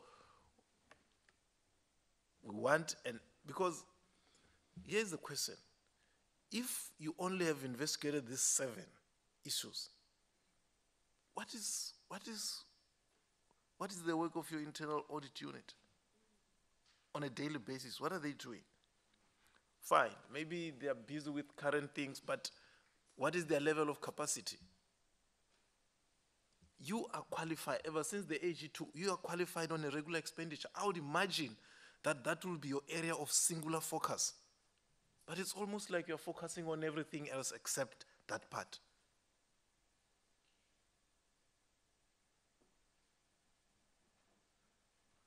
So we would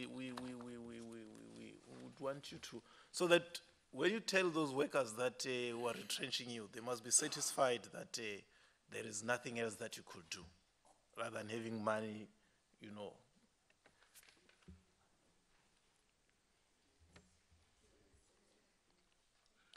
Yes, sir. Thank you, Chairperson.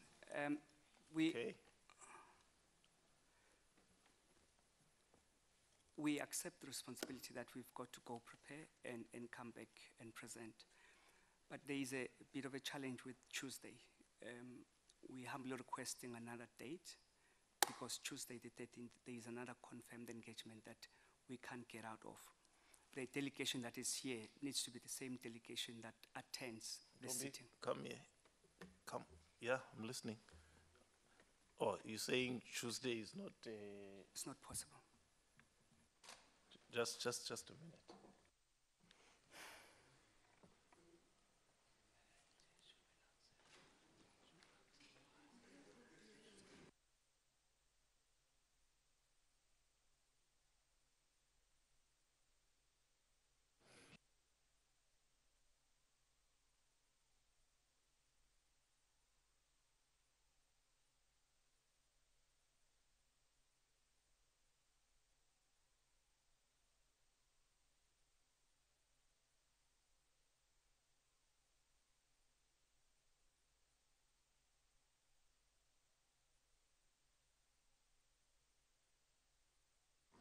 All right, Chair, can we go to Wednesday?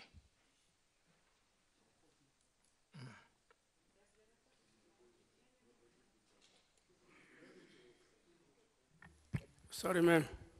Hello? There's only one chairperson here. There's that chairperson. Can you talk to him? Now I'm referring to this lady. There's only one chairperson here. It's that chairperson. If you want to raise issues. All right, no, that's fine. The 14th, we're prepared to shift what is in our program.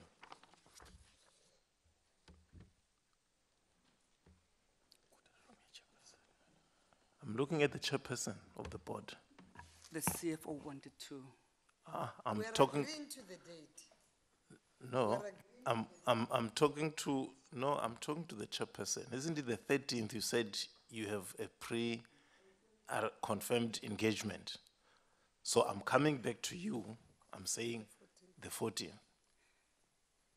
Thank you, sir. The 14th is fine. It's fine. Yes. All right.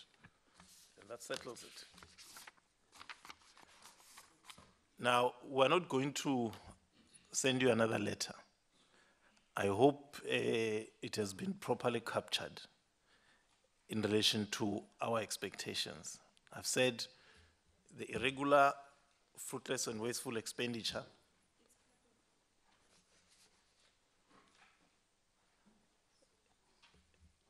but also let's talk to the annual report and the report of the Auditor General.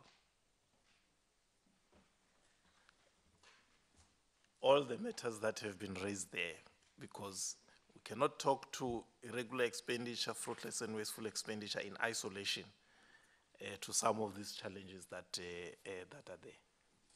And then we'll take it up from there.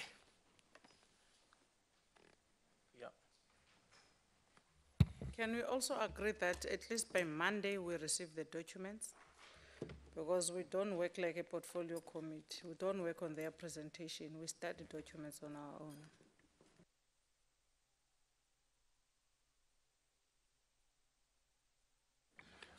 All right. If we're going to get information, please, next time, let's get it in spreadsheet format. It becomes, it's called Excel, all right. It makes life easier for us to be able to quickly go through and pick up trends and all that stuff. All right, comrades, understand it's late. I want us to bring it to a close and to thank you very much for coming, but to indicate that it is, you know, Chair, I also have my own challenges in how I manage the people around me.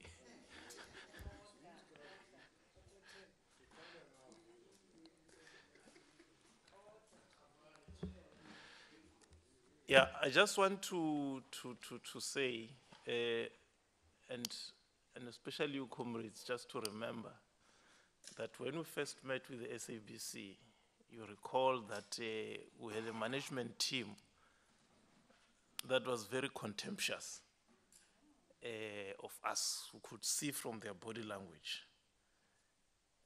But we told them that they were going to fall. And now when I look at the SIU report, I see some of the names of the people who are giving us dirty looks and say, well, things have come to pass. I just want to stress that we are very kind and good comrades. It's only just that we want accountability. And when it comes to that, there is no two ways about it. So let us be clear that when it comes to accountability, our expectations are well defined. That's where it starts and that's where it ends. So let's go and prepare with that in mind in terms of what we'll expect as a committee. Well, thanks very much. So comrades, it means therefore that on Tuesday, we will need to have that meeting that we said we must have to plan for water affairs. So it gives us that opportunity. Yeah. All right. I hope you are aware that we start after 11 o'clock. Me and you will talk about 11. Yes. All right. Thanks very much.